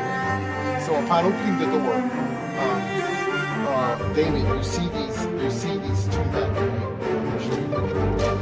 You see one guy significantly larger than the other person you see. Okay? Stand by. Description of what he's wearing. You see All right. that the. I'm back. You guys can see the names. One should say bandit, one should say thug. Yes. Yes. Okay. Good. Okay. So the thug, you see, is wearing. He's wearing. Well, I mean, it doesn't matter, right? I can mean whatever. It doesn't matter. He's wearing studded leather, and he's got a war hammer on his belt, and he's got a heavy crossbow, like with a sling strapped across him. He's increasingly big. He's like 6'2", and he's very muscular. It's kind of dark, right? It's just instinctively accurate. It's clearly he looks tough, green color. That's the best way to just describe it. He's a human. The bandit is wearing, has a scimitar and has a light crossbow and is wearing leather armor and is distinctively skinnier. He's about 5 foot, between 5'8" and 5'10", but he seems wiry, but seems to have a little more wit to his eye than the other one. Clearly nowhere as strong as the other one. Okay, so in game terms, if you had to sort of figure out how strong and muscular he was, he probably has, the thug has a strength between 14 and 17, and the bandit has like a strength of like between 10 and 13, right? and it's just to show like their mass. And they seem to be. You see that the thug had just put down a barrel. He was holding this heavy barrel, puts it down, and he's like, ugh, cleaning his brow. The bandit is like sliding these boxes to the corner, and they see you open the door. Upon seeing you open the door, they look at you and they look somewhat confused. And the first one that responds is the bandit. Who the fuck are you? All right, just a free interaction. I say, my name is David, and I'm here with my party. We were sent by Chief Brendan McLear to figure out what happened to the miners here. Where's Rolu Dvorak? Isn't he in Okay. charge? David and Gibbet, I need you to make insight checks. Do this now. Only David and Gibbet. Insights. Okay.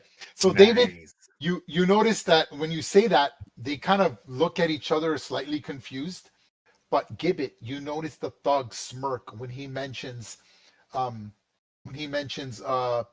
you were here looking for two missing men. So he smirks. He clearly knows something. And when he smirks, it's like this smirk of like, ha ha, I know something you don't. But Okay. he doesn't speak. The bandit then looks at David. Bandit one. We're just gonna call him Bandit one. He says to David, he goes, it's quite strange that Chief Brendan would send people up here. We did see those two, but and then as he's about to speak, Thug kind of elbows him in the gut. He goes, yeah, I got it. He goes, listen, if you're looking for Rulu Dvorak, he's in the room to the east, right behind you. You should go introduce yourselves. And then, David, you hear another door opening in this direction. All right. Okay. So, just to keep with the initiative. So, he's interacting. Even though the initiative is up, there's no direct combat. We will use that if we go into combat. Fastidious and Gibbet, what do you do? And I'm going to work my way down. David, anything else you want to do? Yeah, I'm gonna take the dodge action. Okay, so you're just like, okay, so to me, the dodge action is you're very alert. Like anyone Right. would be able to read your body language and see that you're like ready for anything to go down. There's definitely a look Yeah. that someone gives you when something's about to go down. So It's you're almost just like, a parry position. yes, you're like being cautious. Fastidious, what do? You overheard this conversation. Fastidious, what do you want to do? Fastidious will put her back against this wall. Go ahead, you can move your having not token. been Go ahead. seen yet. Uh-huh. Okay. Go ahead and move your token over. It's fine. And okay, trying her. Just move it at one. Yep. And she will just, as this conversation is going on down here, she's going to try and tune it out and just see if she can hear anyone or anything Okay. from up. Go ahead and make a stealth check for me. Absolutely.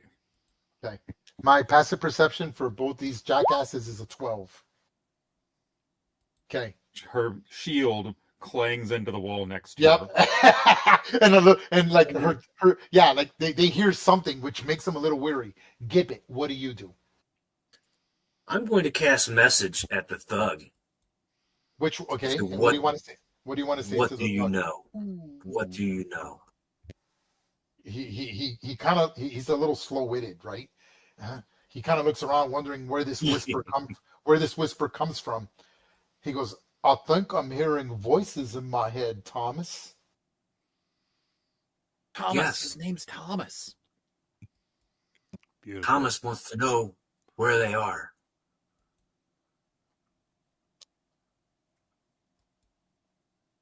Come on. And he responds and he goes, who are you? Are you the funny voice in my head? Yes, my name is Thomas. Okay, make a deception check. I do better next time. 11. It's not bad, Okay. bro. Okay, so Coltrane, you're hearing a conversation taking place. You're not quite making out what's going on, but you see Fastidious, right? Kind of hits the wall. You hear the clanking of her shield.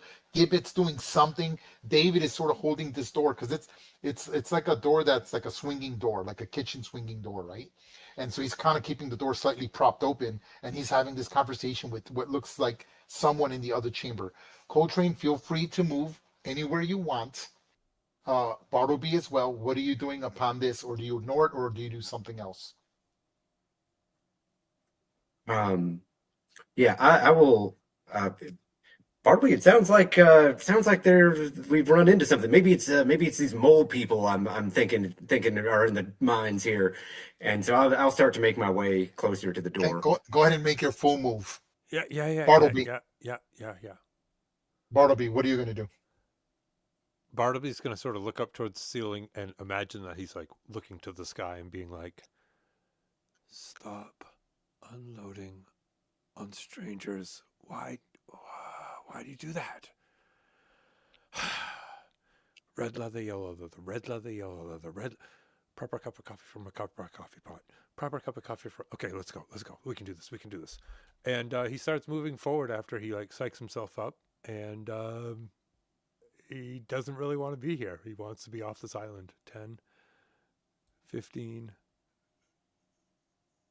20. So needless to say, his heart is not in it. Like he's partially broken. Okay.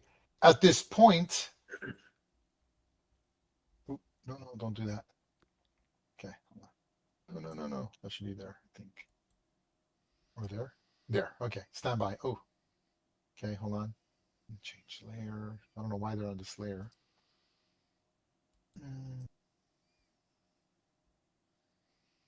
Okay, yes. Okay. So at this point, you hear two doors open, Fastidious, and you see another thug that's just as like large as the other. They don't look the same, clearly, right? But just a large man, clearly the muscle of the group, right? And he makes his way up. He's like, "What the you two?" He kind of comes out. "Who the fuck are you two talking to?"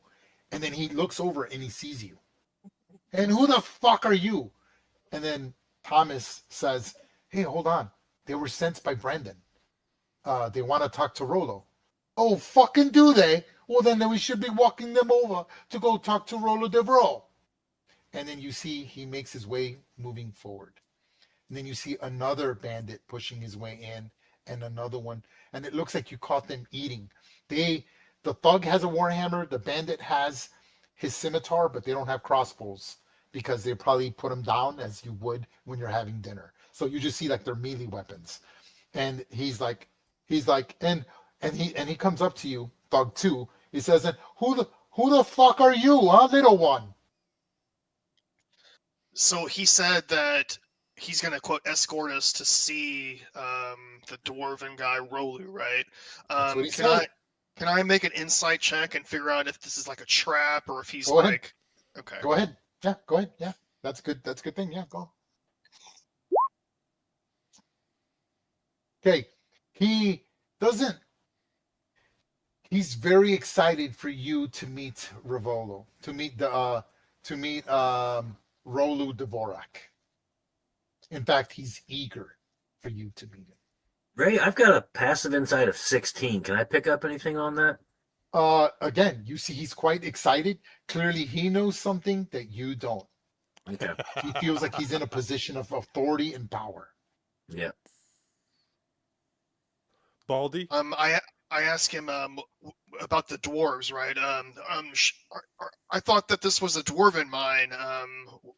Are you employees of Rolu? He goes, "Of course, we're the fucking miners. The dwarves weren't doing such a good job, and we've been hired by Rolu himself. If you have fucking questions, go speak to him there, little one. You're safe here. You don't have to worry. It's not like you'll end up like the other two." And they all kind of snicker and laugh. The other two? Yeah.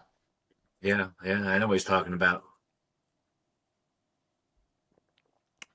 Well, make your way. Wait, hold on. Give it. You're just saying that out loud, or are you messaging somebody, or are you whispering it? What are you just saying? What are you saying? He then, Thug 2 then looks and he sees Fastidious up against the wall, Yeah, and right, and then looks over to the right, and he's counting. Oh, look at you! It looks like the chief has brought 1, 2, 3, 4, 5 dumb fucks to come look at things when there's nothing to look at. Rolo will have words with you. Okay, well, my I'm character doesn't know any deeply- better. Okay? He says, well, move along. Let's go. You want to meet the man? Then get ready to be the man. Open the door. Make your way through. I'm waiting. And you After see, you. After you see the nervousness of Thomas, Bandit 2, Thug 1, and Bandit 3, and you can see them like their hands are resting like on the hilts of their blade, but they're still sheathed. Clearly, it's a tense moment. But they do not attack. I lean forward, pull on Coltrane's shoulder, and say, "Hey, hold back, hold back." Okay, I'll let everyone take a full move. They're asking, or I guess demanding, David, since David's sort of the representative to speak, to push through this door here so that you can go have a conversation with Rolu Dvorak. So everyone make one full move. Let me know what you're doing, if in fact that's what you're going to do. And by me saying that I'm grabbing a hold of him, I'm like grabbing a hold of him to get attention of him. I'm by no means holding him back so that he is not able to move forward. Okay, got it. I'm going to ignore what they say and actually start walking away. It seems like they want me to go this way. To the east. Yeah, I'm they just want you to. like, They want you yeah. to. They want you to open this door right here. And I'm just like, nah, I'm just going to start walking away. Paranoid Fastidious, bud? like a foot and a half shorter than her friend David. Now, Steps Fastidious in is a front of- Fastidious is a female. Yes. Yes. Okay, got it. Just want to make sure. Go ahead. She steps around the corner and looks way up into this guy's face Yeah, he's like Said- 6'2". and says, deeply, Tude. I do hope I get to kill you soon. Good day, sir. When you say that, what the fuck did you say to me? And they all look, and then you hear Thomas, no, this isn't. And Thug 2 doesn't even bother, and they all draw arms. We go right into initiative. Coltrane, you go first, as they all start quickly drawing weapons. So Thug 2 pulls out his warhammer, Bandit 2 pulls out his scimitar, Thomas pulls out his scimitar. No, Thomas pulls out his light crossbow. Bandit 2 pulls out his light crossbow. Bandit 3 pulls out his light crossbow, and Thug 1 pulls out his warhammer. While Thug 2 also pulls out his warhammer. Okay, we're going on initiative. Coltrane, you're going first. Hold on. I have to roll initiative for all my additional tokens that came in. Stand by. Well, shit. Here we go. Didn't know that was going to pop off. I did threaten his life, but I didn't anticipate that. Well, I think the fact that you're, knee high to a grasshopper, he's not going to take that shit from you. I am somewhat puntable. What can I say? Very much so. You're damn near puntable to me. Okay, Coltrane, you go first. What are we doing? Okay. So I'm going to move forward past David. What you can do, you can move through allies whenever you want. That's 10 So feet of now movement. Right. So now I'm more like right here at the beginning, at the front, and I'm gonna cast Ray of Frost on Thug number 2 here in Okay. the. Go ahead. Make it a hit. That Ray of Frost is a hit, right? Yeah, it's a ranged attack. Okay. Allies do count as cover, so Fastidious improves the Thug's armor class by 2. The armor class of the Thug is 12, so it's now currently 14. Go ahead and make it to hit. Even if we are both small? Correct, because you're both small. If he was medium, he wouldn't be cover. Yeah, good point. Okay, 10 is a miss. Not wanting to hit Fastidious and not working with him before, you're just a little more cautious than usual. You push him to the side. How does this Ray of Frost manifest? What do we see? So I put my hands together, make a circle motion, and then just start to you see this cold, or not cold, this blue light come streaking out, and it curves and goes into the side of the cave wall. Okay, stand by. Coltrane, what is your class and subclass? I just want to know. Sorry, what was what? Your class. Oh, I'm a fighter. Fighter, what? Eldritch Knight fighter. Okay, Eldritch Knight. Okay, so you need an arcane focus. What is your arcane focus when you cast a spell? I don't know. Yeah, so it has to be either a rod, I a think it crystal, can an be a orb. sword. I don't know. I don't know if the Eldritch Knights can Pretty do sure it that. can be. I Give don't yourself a know. big belt Can- buckle. But Can I just suggest be, the ruby of the Warcaster or whatever it is that I've got? Okay, well, he doesn't have that right now. So right now we're going to say you're using your spell component pouch, okay? So just be aware that I'm pretty stickler on the rules. I need to know what your arcane focus is, okay? Not everyone can use, only clerics can use emblems, paladins, and only certain subclasses like the Hexblade. And I think the Eldritch Knight is one of them, but I'm not sure. You have to look that up. I don't know. So right now we're just going to say that you did do that, but you grabbed the spell component, right? You do that, this ray comes out, not wanting to hit Fastidious, and misses Thug 2. The beam goes out and just freezes a section of the cavern. Okay, you still got move and a bonus. What are you going to do, Coltrane? You only move 10 feet. You can still move for your total of 30 feet.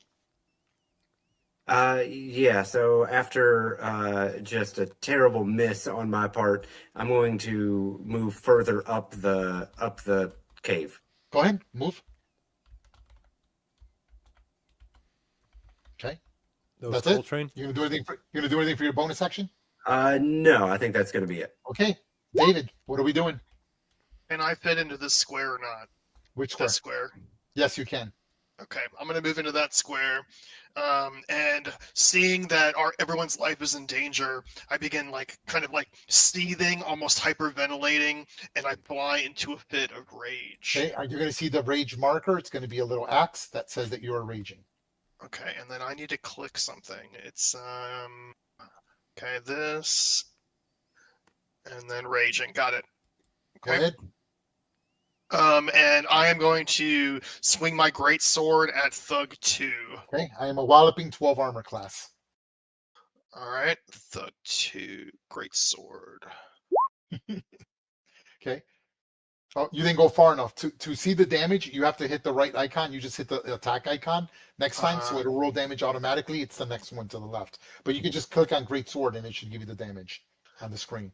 So, okay, just to be clear, if I hover over the +7 for the attack, you're saying that I need to click the little B icon and it'll do both? Yeah, go ahead and test it out now.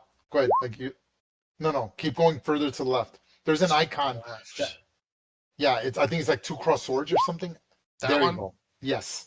See how it does damage everything? Yes. Okay, cool. So we'll go with that one. I'm okay with that one for damage. All right, so 19 slashing damage, 2 rage damage, and 3 divine fury. I'm gonna call it radiant. So that's 19, 20, 21, 24? 24 Yeah, damage? Is that what? 24. Yeah. Okay, so I want the players to notice the auras. You see that there's auras around my tokens. Green means that they have over 50% of their damage. It goes from green to yellow to red. I will let you know when they're bloodied and critically injured, but that gives you an idea of how injured they are. You're about to see what critically injured looks like. All right. See how the token of the aura changed until it gets completely red, and then they'll die. So you've critically injured him. You swing your great sword and you strike him basically like on his. I assume you had to swing like upward, downward. You probably get him like somewhere like in his like because it's a great sword. You hit him like in his collarbone. Just blood spurts everywhere. He screams in horrible pain that echoes throughout the entire chamber. What else are you going to do, David? With my momentum from my great sword, I reverse the cut and strike then upward as my second attack. Okay. You no longer get the divine fury damage for this, I believe. Correct. Okay. Only the rage damage. But a 9 is unfortunately a miss. He's so, I mean, you did such a walloping damage, he went out of his way to avoid that attack, and you swing upward and it just missed as you try to grind the great sword into him. What else are you going to do, David? You have a bonus and a move, or a move is all you have left. I'm going to end my turn. Okay. Give him that graze damage. You missed, right? Oh, yeah, that's graze damage. Yes. 4 damage for Four graze. damage. Okay, he is on death's door with 4 damage. Yeah, there you go. Right there. Yep. Good job. Good catch. Okay. My turn. Bandit 2 sees what's going on and he fires his light crossbow at the only person that he can get a clear shot on, which is Fastidious. So here goes the light Bring it. crossbow at Fastidious. Friendlies do count, so your armor class is improved by 2. Delicious. 11. Okay, why isn't my thing activated? She Hold on. deftly steps.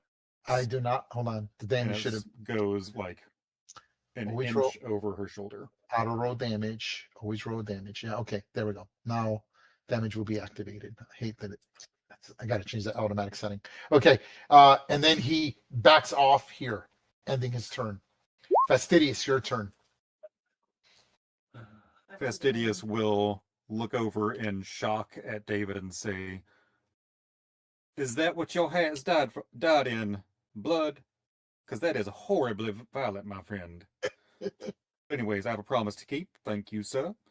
And she will leap with her kukri and try and slash a hamstring Go ahead. with her short sword. Go ahead. Boom. And that's a hit. And you take him down. Call it. Excellent.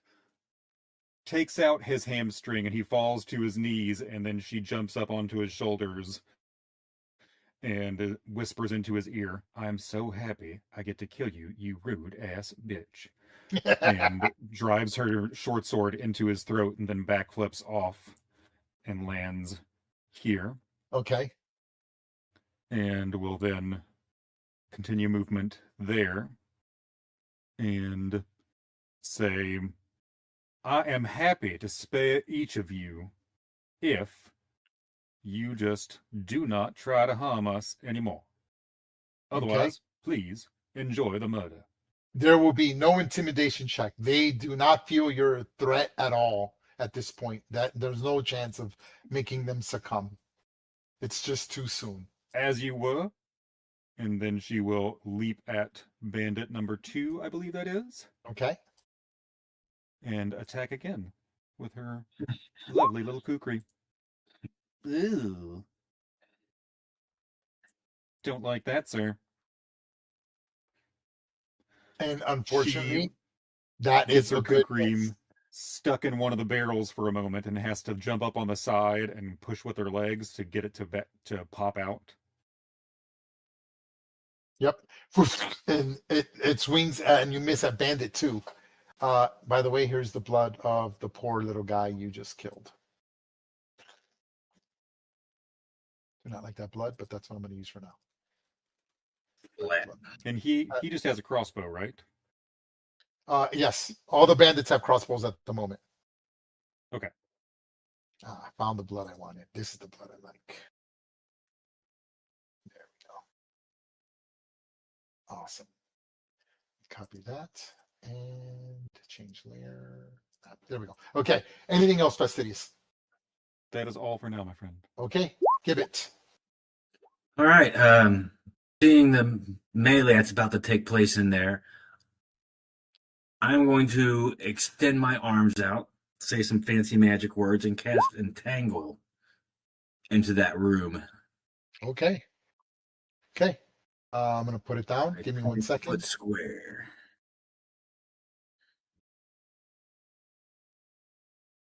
Essentially getting the 4 mobs without getting fastidious. Yep. It is a 4x4 square, right? Yeah. 1, 2, 3, 4. 1, 2, 3, 4. There it is, right there. I'm assuming you're going to put it there, or you're going to go over 1 like this. No, go back to the left. Right there. Yep, that looks good. Okay. Boom. Okay, here goes. I need to make a DC 14 strength. Okay, here goes for bandit 2. Makes it. Here goes for bandit 3. Makes it. Here goes for bandit Thomas, the bandit. Fails Yeah. it. Eat it, Thomas. Okay, he gets Yeah, what? Thomas. Restrained. So you're going to notice the restraint condition. You'll see the explanation in a second. Boom. Here goes thug 1.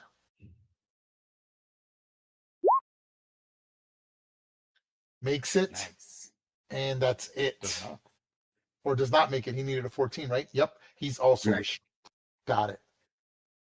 Okay. So that's pretty successful overall. At least I think it's good. And you I see the like it. strength condition on him. So there you go. All right. Anything? So you're like, how does this spell manifest? What are we seeing? Hands reach out in front of me, fingers wiggle, and you see poison ivy vines streaking Yep. up from the ground, from the walls, wrapping around And them. you hear securing two their of the legs. you hear the bandit, Thug One, and Thomas like screaming, like, oh my god, and they're like kind of wrapped up in these vines. Anything else, Gibby? You still have a bonus and a move. No, if anything, I'm just gonna hold a movement maybe later, but Okay. that's it. Thug 2 is out of the initiative. Okay, Bartleby. Everyone Bartleby, can hear. are you Everything. muted? Sorry. Oh. Yeah, I turned my channel down. Everyone you're good. forward of Bartleby can hear. You can do it, team. You can do it. You can do it. Get me off this god-forsaken island. Bartleby moves forward, takes a peek in, and what the? And then moves back. Come on, Bart. What the fuck? Who are these people? And where was the plan? Where was the plan? Okay. The vines are always the So, plan. you still have an action and a bonus, I still have an action, and I think about 5 feet of movement or so. well, I'll stay right there. And hold on, just 1 second. Sorry. I didn't see what was in there until right now, so it's a real thing. Instinctively, I'm gonna be like, God damn it! Emanating right about. You're gonna cast Shatter inside there? Right about there. Oh no. Okay, this is bad. Okay. Okay, here goes. So let me make I the want to DC take my thing. movement now, please. Okay, no, hold on. Okay, so here goes Bandit 2. Here goes his Oh, Constitution new saving people, throw. did I tell you Bartleby is Here very goes unpredictable? Bandit 2 succeeds. Thomas the Bandit succeeds. Bandit 3 succeeds. And the Thug succeeds. They all succeed, so they all take half damage. You casted that at what level? Oh no, that's the basic level. Okay, so they all take 9 points of damage. So I'm gonna mark their damage now. Didn't see that Where coming. those dex save spells would come in really handy. Just saying. That's what I got, man. Get off this island. Let's get off this island. Okay, what does it look like when you manifest the spell? Okay, I I'll just end up rake my putting hands something up. across the strings of my bow, and it's the same cacophony that Gibbet's heard like hundreds of times, and it's the first time everyone else has heard it. It's a it's like the ugliest discordant sound coming from my bow. You're It has no musical preference at all. It's actually Like trying to play a chord on a bass guitar. Huh? but it's all auditory, and it just has a shimmer of purple if there's any visual. Let's see, fire. okay. Stand by. Making dexterity saving throws for them as well. Stand At by. disadvantage. Disadvantage on Yep. 2 of them. Yep. Okay. One more. Jeez. Okay. Wow. I'm rolling the damage. 1, 2, 3, 4. 11 fire damage. When he does the shatter spell, the barrels expose, and you see that there was alchemist fire in some of the barrels, and when he shatters them, they explode. So the fire just destroys the entangle spell. It burns and burns all the all the vines. Just go asunder.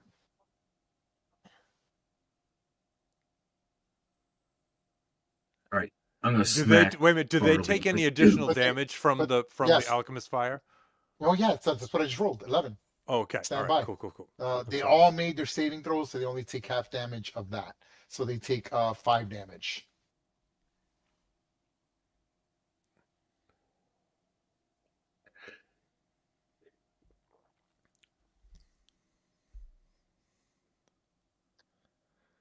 Okay, and I'm no longer restrained.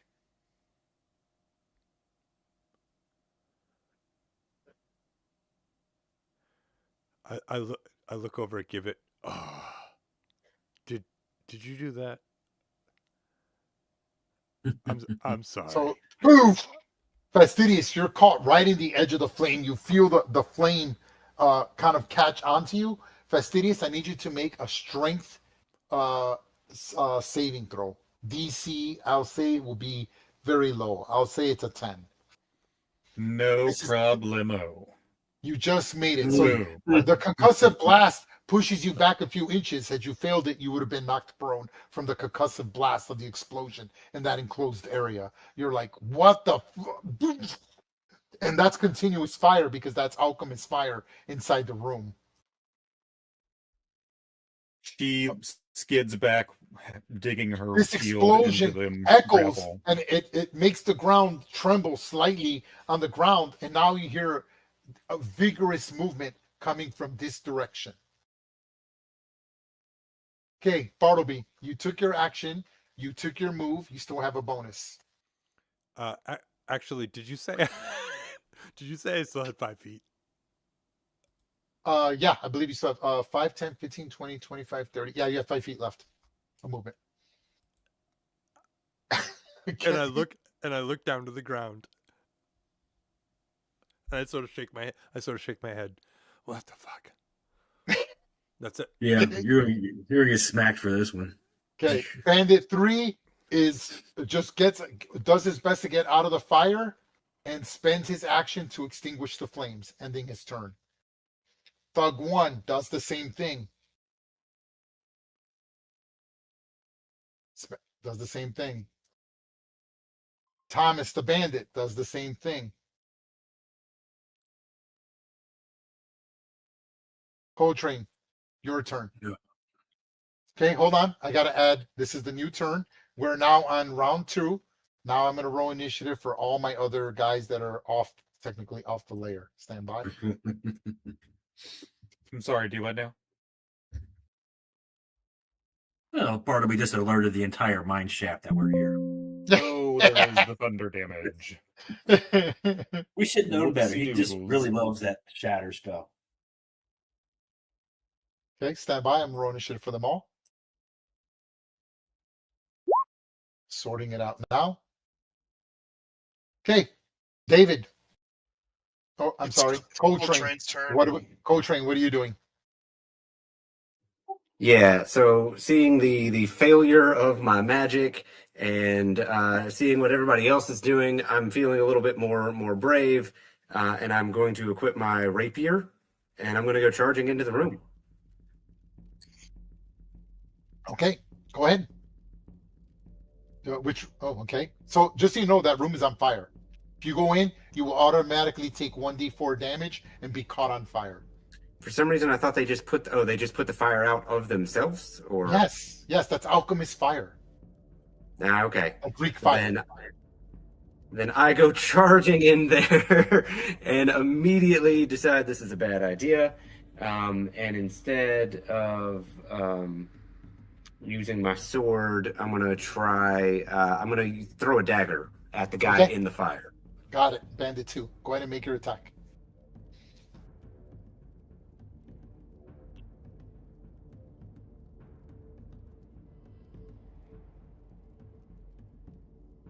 Go ahead. Whenever you're ready. Sorry, 1 second. All right. It takes a little getting used to on VTT. You'll get better.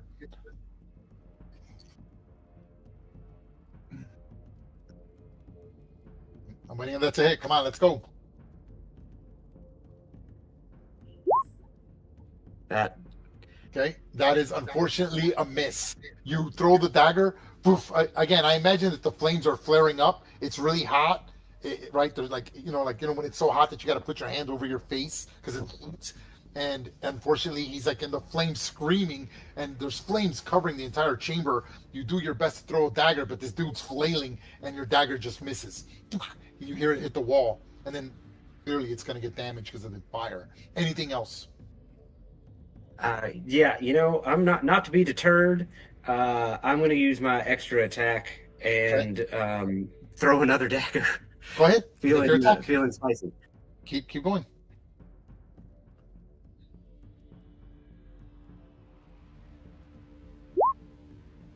Okay, that hits. If you just hit the dagger button, it'll roll damage. Again, you got to hit the right icon, folks. Make sure you're hitting the right icon. What does the icon look like? Because I'm not looking at the player. It's like two swords, right?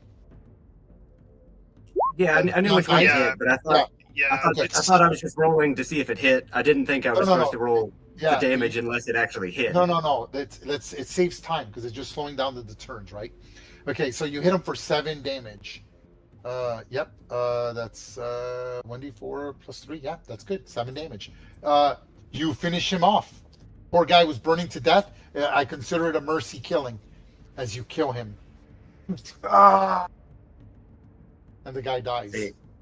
Perfect. That one, yeah. I aimed it right in between the eyes. 5, 10, 15, 20. You still got 10 feet of movement and a bonus action. I'm going to use my movement and back out of the flaming room. Okay. And you still got a bonus action. What are you doing for your bonus action? No bonus. Okay, David. All right.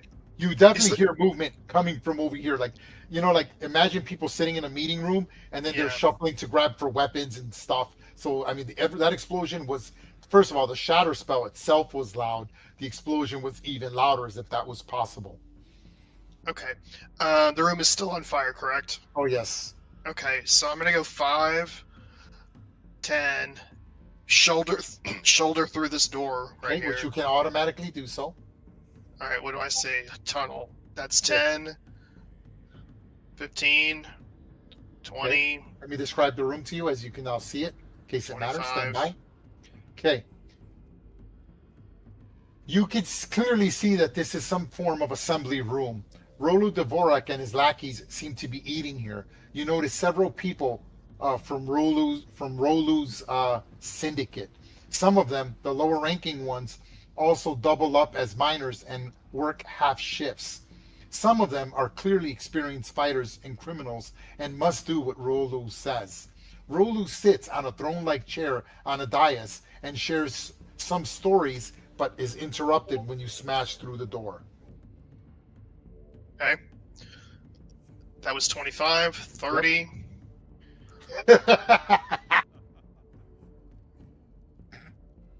You're a fucking shit sandwich, bro. This is cool though. What are you gonna do, David? You're like, oh shit. We're gonna attack. So I'm gonna swing on Bandit 4. Okay, go ahead. Oh, that's fucking up. You gotta love lighting. Something about lighting that just makes the game better. Okay, you hit Bandit 4 for sure. He's armor class 13. You strike him for a walloping. You kill him. Call it. All right, so just like full speed, David like just charges into the room. First thing he sees is this guy. The guy looks up. He's like got food in his mouth still, and David just like almost cuts him in half. Yeah, you're just like, they all look at you and they're all like screaming and they're like, what the fuck? But yes, right. Anything else? Yes, because I have an extra 10 feet of movement for my level 5 barbarian. Oh, so yes. I'm gonna go here and take my second attack at thug number 2. Hey, he is armor class 12. All right. He's brandishing a warhammer, by the way, and has a heavy crossbow. You hit him. Okay, so now you only count the slashing and the rage, correct? Correct. So 15 yes. only. So 15. Yep. Now, I haven't been doing the savage attacker. How do you want to handle that? Okay, so you rolled a 3 and a 3. So it would be the great sword damage only. So yes, the 2d6. A 3. Yeah, I'm looking at it. You rolled a 3 and a 3. A 3 and a 3. So do I roll 2 more dice? Is that how we're going to do it? Yeah, just roll 2 more d6. I'll show you how to do the macro after this if you have time. If not, we can work on it on another day. So you don't have to worry about this. Yeah, just roll 2 more. Just roll 2 more d6. There you go. So like that, right? Yeah. Or so on the left side, you'll see a little die roll, and if you click on that, you can just click on how many dice. It's self-explanatory. Got it. So 7, 8. So 8 plus 7, is that correct? Yep, 8 plus 7. Plus 2 for rage. Yep. Okay. 8 plus 7, so that's 16. Okay. Boom. Okay, he is bloodied. You strike him, and you just dig this great sword into Thug 2. Again, he's huge. He's like 6 foot something, really big. Looks like a mason, right? Like the dude's been lifting boxes all day. And you cut into him, dashing. He screams in blood, but they're all grinning and smirking, and they're ready to swarm on you. Anything Right. else, David? Yes, I have 25, 30. I have 10 more feet of movement, and I'm going to take an opportunity attack and back up. Oh, 5, okay, to keep them from 10. surrounding you. Okay, Yes. Thug 2 absolutely takes the reaction. He will recklessly attack you. This grants him advantage, but now gives him disadvantage or advantage when getting hit. He swings the Warhammer two-handed. Here goes. 19. Ugh, the thing isn't activated. Hold on. Yeah, that's a hit. Yep, hold on. Let me I gotta activate this stupid damage. Ugh, stupid setting. Hold on. Automatically roll damage and crits. Okay. Okay. I'm gonna roll it again. We already know we hit, so we can determine the damage. Okay. 9 bludgeoning damage. Once per turn, when you hit a creature that with an attack, you can move it 5 feet to an unoccupied space if the target is no more than one size larger. So when you back up like this and you leave his threat area, he smashes you right there. Now make your movement from there. Okay. You had Yeah, 10 feet of I had movement. 10 feet of movement left. Yep. All right, So he I'm going to smacks take you. He smacks you for 9 damage. Remember, you only take half damage because you're raging. So 9. It's So just 4. Yep. 4. 4 Got bludgeoning it. damage. He pushes you. You're like, holy shit. He smacks you up against the wall. That's how strong he is. And does Bandit number 5 have a weapon in his hand yet? Bandit 5 has a scimitar in his hand. Okay, then I'm going to take another opportunity attack and back up. Okay, Bandit. Here goes his scimitar attack. Okay.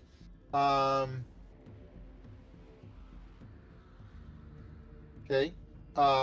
He has pack tactics, low cunning, and sneak attack. Here goes his attack. Oh, man. 10 misses you. Missed. So, poof, right, you caught him off guard, and you're like still running so that they don't surround you. Okay, that's a good move. I think you're done. Yes, David? Yes, I am done. Okay, Bandit 5 sees what you're doing, and he just pushes here. He just sheets he drops the scimitar, pulls out his light crossbow, and aims at you. Here goes, and shoots. 23. You take 9 piercing damage. So 4 more. Of bolts, yes, you take 4 damage. Okay, Ending got his it. turn. Bandit 6 does the same thing. Just kind of sticks the sword on top of the table, backs off, and fires his light crossbow at you. 19 hits you for 9 piercing damage. 4 more. You take 4 more. Fastidious, your turn. You're just hearing all sorts of bolts and screaming from the other room. You're like, what the fuck? And you hear people like extinguishing themselves that are all bloodied or critically injured in this chamber over here. But what are you going to do, Fastidious? And I can still see there's a couple dudes left in this room, correct? I can see what you can see. In case you're wondering, whenever your turn comes up, I automatically have a setting where I can see what your token sees. So I can see Fastidious, you can see Thug 1. It's the only one you can see from where you're at. You move any closer, you'll take 1d4 damage and catch fire. Yep. And he put the fire out on himself? On himself, correct. So they're all like rolling on the ground. Yeah, like they extinguish themselves. But it's the description just says that you spend an action to extinguish yourself. So it could be drop and roll, get back up, or it could be you just patting yourself down. It's whatever, right? It doesn't really matter. I imagine they were it's covered in a patting. liquid. Yes, but you spend an action to extinguish yourself. Correct. But they are still wet with said liquid. Yes. Could I use elementalism to ignite him again? You certainly can if you can hit. Yes. I like this You chick. betcha, buddy. She will take and just like blow through the fire a line of embers. And I'm just gonna Go ahead. roll a d20 plus 6 Make your spell attack. for a natural And 1. sir. unfortunately, again, you're like shooting these embers, but the flame flares up. We'll probably say there's probably like a remaining barrel that still had a little bit of extra oil, and it got exposed, and there was like an explosion just as you shot the spell. Shit, it jerked your hand, and you just missed. The guy's grateful. Thug is happy. Anything else, Fastidious? You still have a bonus and a move. No, I think I will just take a step back to here. Yeah, that's. That'll be my turn. Okay. Okay, Rolu Dvorak, his turn.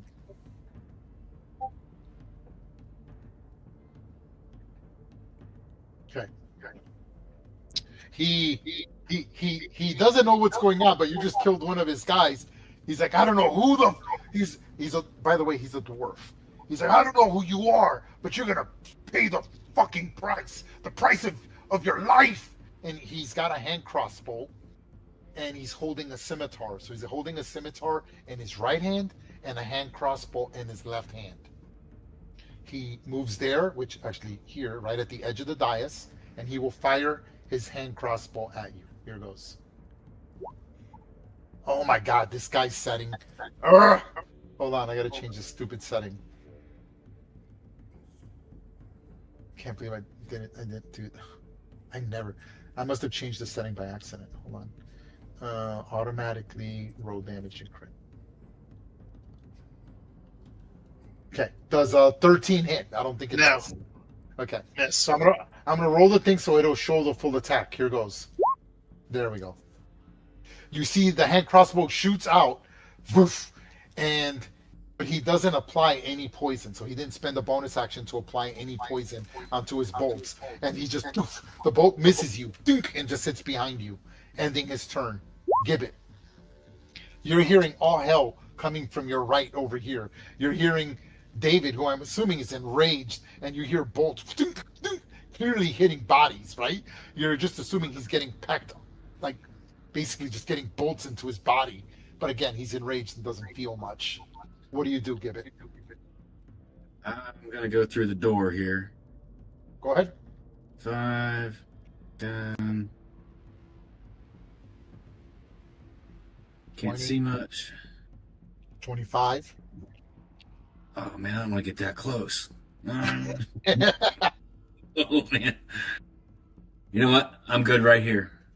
Okay, well I can see you can see Bandit 6, Thug 3 without any modifiers.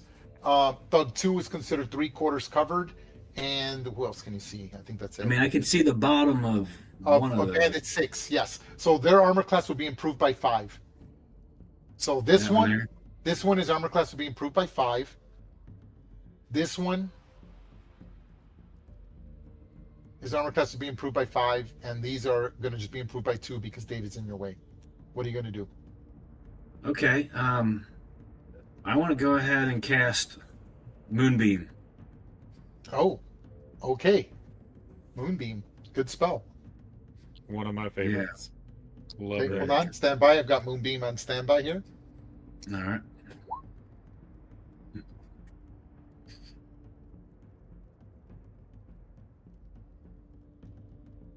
Okay, I don't know why I did. Moonbeam.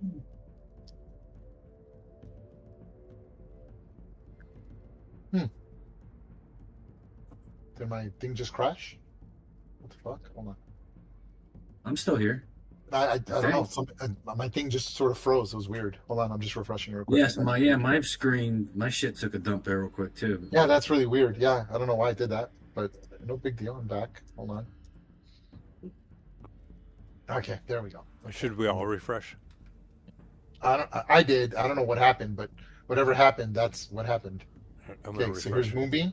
It's a 4x4 square. Yes. It's a 5-foot radius, yeah. Okay. Okay. Where do you want the Moonbeam to go? Now let's see. Go over to there. One more left. One more to the right. Sorry.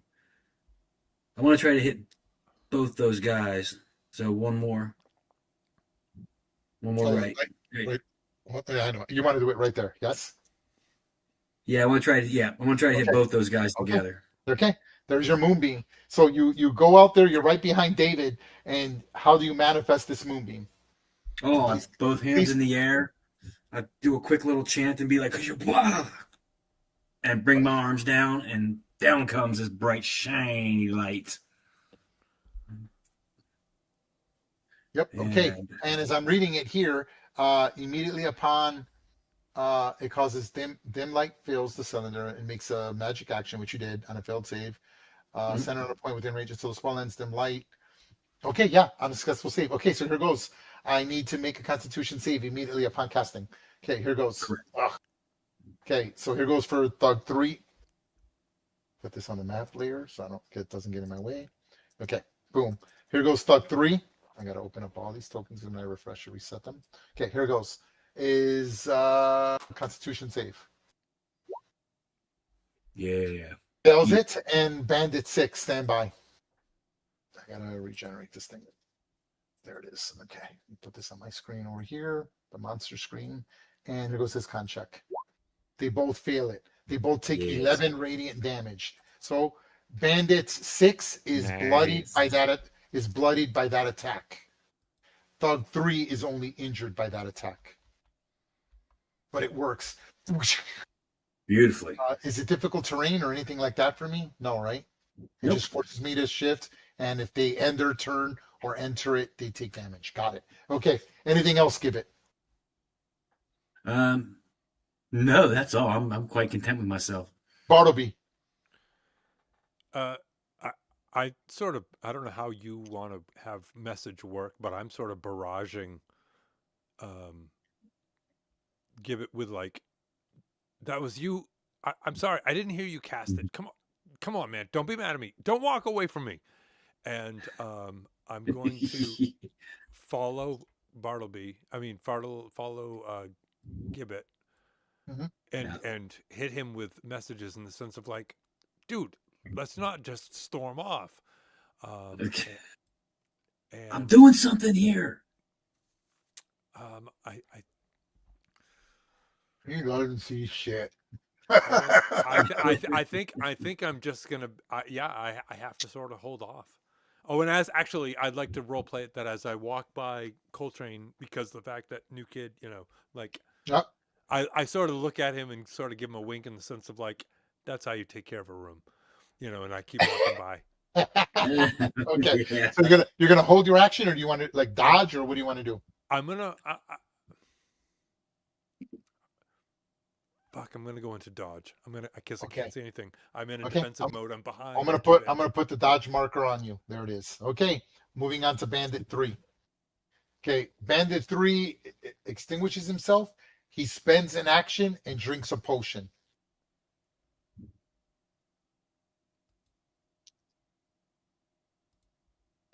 And he will also move 5, 10, 15, 20, 25, 30. Okay, ending his turn. Thug 3, who's caught in the moonbeam, isn't having it. Difficult terrain to move over the table. 10 feet, 15, 25, 30, and engages you with the Warhammer. He does a reckless attack. Oh, by the way, let me put the so we don't forget on that one guy. You will see a plus marker. It means any attacks on him have advantage because he recklessly attacked last turn. Thug 3 swings at you. Here goes the attack. 16. That is my armor class. You take 4 bludgeoning damage. And he slams you over here. You're like, oh shit. So 2. 2 points of damage, correct. Got it. Okay. Oh man. I will then move here, ending my turn. Thug 1 will dash 5, 10, 15, 20, 25, 30, 35, 40, 45, 50, 55, 60, ending his turn. Thomas the Bandit will also dash 5, 10, 15, 20, 25, 30, 20, 25, 30, ending his turn. Okay. Thug 2 sees you and he pushes there and attacks recklessly. Here goes his attack with the Warhammer on David. 20. Hits. You take 11 bludgeoning damage. You only take half, which is 5. 5. And he's So gonna shouldn't 3 and 2 now have the plus symbol, right? They both attack yes, recklessly. yes. I'm about to put it on the other guy. Correct. Got it. Boom. And he's going to push you there. Boof. Okay. Top of the turn, folks. We're on turn 3. Coltrane, you're hearing this vicious battle taking place to the east, just to the right of you, somewhere over here. What are you gonna do? Yeah, I'm gonna go check out that because looking at the room, the fire room, I don't see anyone left in there. So I'm gonna go charging into the other space. Okay, go ahead. Feel free. Make your move. 5, 10.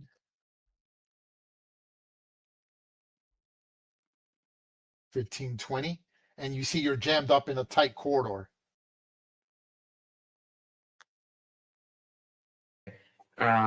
So I'm gonna cast fog cloud. You can see Thug 3 and Bandit 5, by the way. I can see what you can see.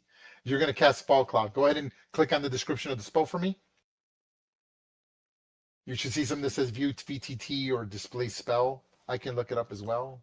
Yeah, Need me to? display in VTT. It's usually I'm probably a little faster than he is. Give me a second here.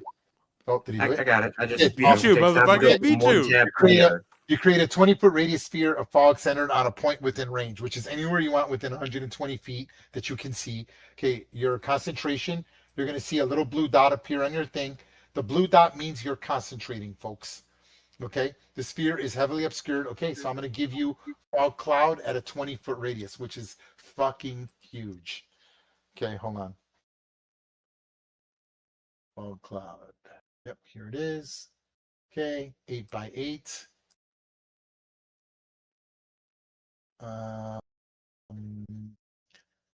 Set dimensions, 8 by 8. It's going to be huge. Okay, where do you want to put it? Just point where you want where you want the fog cloud to go. The center of it, like that. Yeah, let's do it. Okay. God. It just he shoots this fog cloud and he projects it into the room, and literally that's all you see is this fog cloud. You're love like, the what chaos. You're like, what the I love fuck? it. It's love total, it. which heavily obscured is darkness. So stand by. I'm gonna put the fog cloud in the map layer. Stand by. Okay. Boom. Okay. You're welcome, everyone. Fog cloud. That means everyone automatically gets the blindness condition. Okay. So stand by. David, you get the blindness condition. Stand by. Putting it on you now. Boom. Unless you have tremor sensors or blind fighting or something. I do not. Okay. Same thing for the thugs. You're going to see the blinded condition on all of them. Stand by. Boom. Same thing for Rolo. I got to do these each individually, so excuse me. Same So thing for fucking Bandit awesome. 6. So awesome. Ray is loving it, actually. He's loving the chaos. Okay, Bandit 5, stand by. Boom. Thug 3, giving him blinded condition. As well as Gibbet gets the blinded condition. I mean, And based so on does- what I can see, And so David, does Bartleby. Yep. Okay, there it is. So if you have that little eyeball on your icon, that means you're fucking blinded, and there's the condition. You automatically can't see. You fail any ability checks that require sight. Attack rolls against you have advantage, and your attack rolls have disadvantage. And keep in mind, line of sight for spells. So spells that require line of sight cannot be activated in a dark room. Okay, area effect spells or caster spells or touch spells can, but anything with range cannot. Okay, so you still got a little bit of movement. Do you want to do anything? no, I'm not going to move, but I'm gonna reach, yell out. The fog cloud did a little bit more than I expected, so I'm going to yell out to Bartleby and Gibbet, who I saw.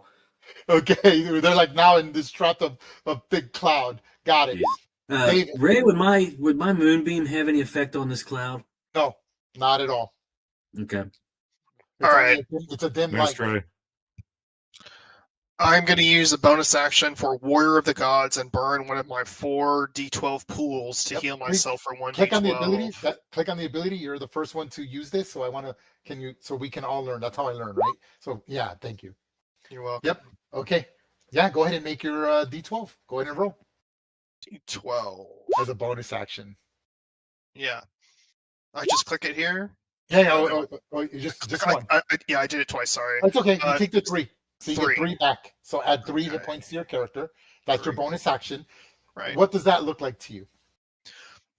It's sort of like praying to Sylvanas, like, heal me, Sylvanas, so that I can smite your enemies. And then I burn a charge. All right. And then I'm gonna move 5 right here. And then I'm gonna swing on Thug. It's gonna be a straight roll because I have advantage because of his reckless. Yes, Right? but you're blinded, so it's a straight roll. Okay, we're gonna do that. Which one you want to hit? Thug 3 or Thug 2? Thug 3. Thug 3. Go ahead. It's a normal roll. And that is still a hit. And you absolutely fucking maul him. Call it. Oh yeah. So as I strike down Thug 3 he's not even facing me at this point. You can't see. Yeah, it's just when you yeah. feel him. Yeah, it's like your shoulders touch for a second and you instinctively swing. Yeah. And boom, I kick like half of his torso off, and there's this like flash of green, like radiant energy also, and yeah, he completely gets destroyed. Yeah, you could feel his body collapse. Like you literally felt your greatsword hit his spine. He collapses, bleeding out. Oh, you you feel a hand grab your ankle for a second, and then it just goes limp. You could tell that dude died a horrific death. Anything else, David? You still got move. Yep. Second attack for extra attack feature for level 5 barbarian. I'm gonna swing at Thug 2. Go ahead. That is a fucking hit. I don't get the divine Nice. fury, Welcome but I to get the party. 13 plus So 2. 17 damage. Got it. 17. He is critically injured. Oh wait, no, sorry. Yeah, he is on death's door. So whenever I say death's door, I always give you the hit points. He has 5 hit points left. So you hack into him pretty good. You're just swinging wildly in the dark, giving a little prayer to Sylvanus, and you hit him, and you can just feel the whole edge of your great sword dig into his abdomen pretty well, like on his rib cage. You feel his ribs fracture with the great sword as you feel the blood just spurt out. Sounds like gallons of milk spilling on the floor, but it's blood. Anything else, David?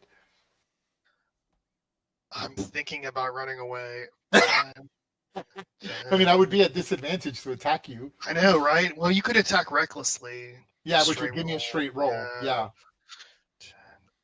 I think I am gonna back up. I just do 5. That's gonna be to here is Okay. 10. Here goes my roll. All right, I will that's take 10. I am going to attack recklessly. Here goes my attack roll.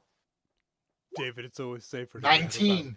You take 7 bludgeoning damage. You take half of that, so you take 3. So when you leave the threat area, which was here, he pushes you there. So I was here, and when he did it, Yes. and so I tried for to your move here. Yes, so your movement starts from there because he pushes you before the reaction Okay. takes place before your action. Okay. Now you can take your move from there. All right. So it does not count my movement yet, right? Because he Correct. did it. Okay. Correct. So I'm gonna go here, and then kind of I want to back up to. So you're like feeling along the wall. Yeah, you remember what the room sort of looked like. You're like hitting chairs. You're like, oh fuck, oh. Right? So I'm trying to push my token basically back to here. Where you were. Okay. Unfortunately, okay. So hold on. So that's 5, 10. That's 15 feet of movement right there. Okay. At And I that have point, 40 feet. yeah. Okay. So hold on. You get there, and then you're like feeling, and you almost swing your great sword, but you feel Gibbet. Okay. And Gibbet, Yeah. you guys can talk to each other because you're blind. Just role play that a little. Your allies can go through allies so long as you don't end your turn on their square. Gibbet, David, interact, role play a little bit so you can Yeah. get past them. Also, I would assume that you would consider him a threat. Go. Yeah. All right. Oh, yes. No. How about me? No. No. Get out of here.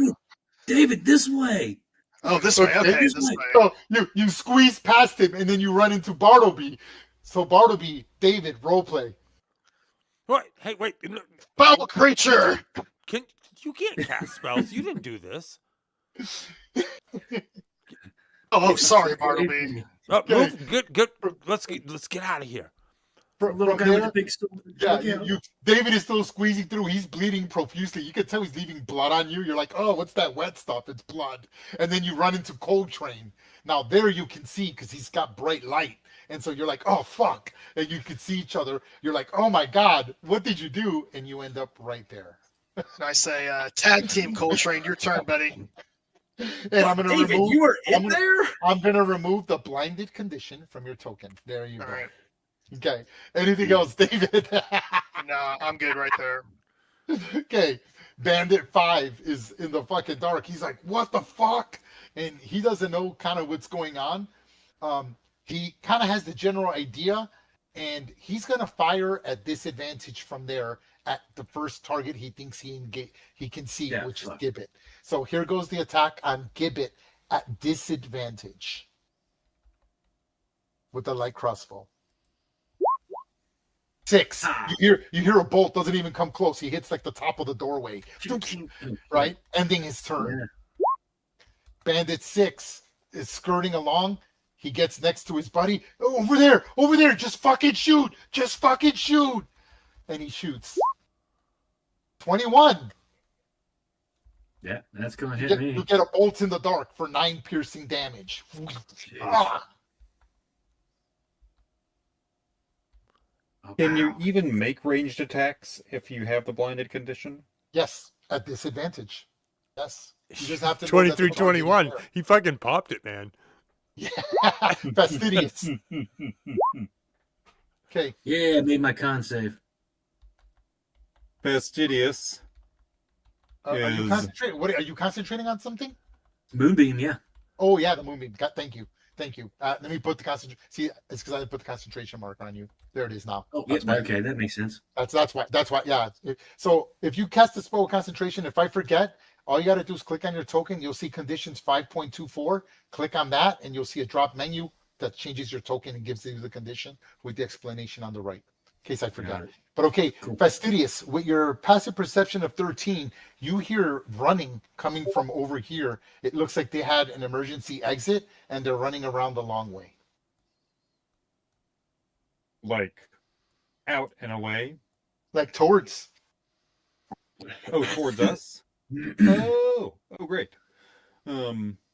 She will step out into the hallway. 5'10". Does she see anybody down here?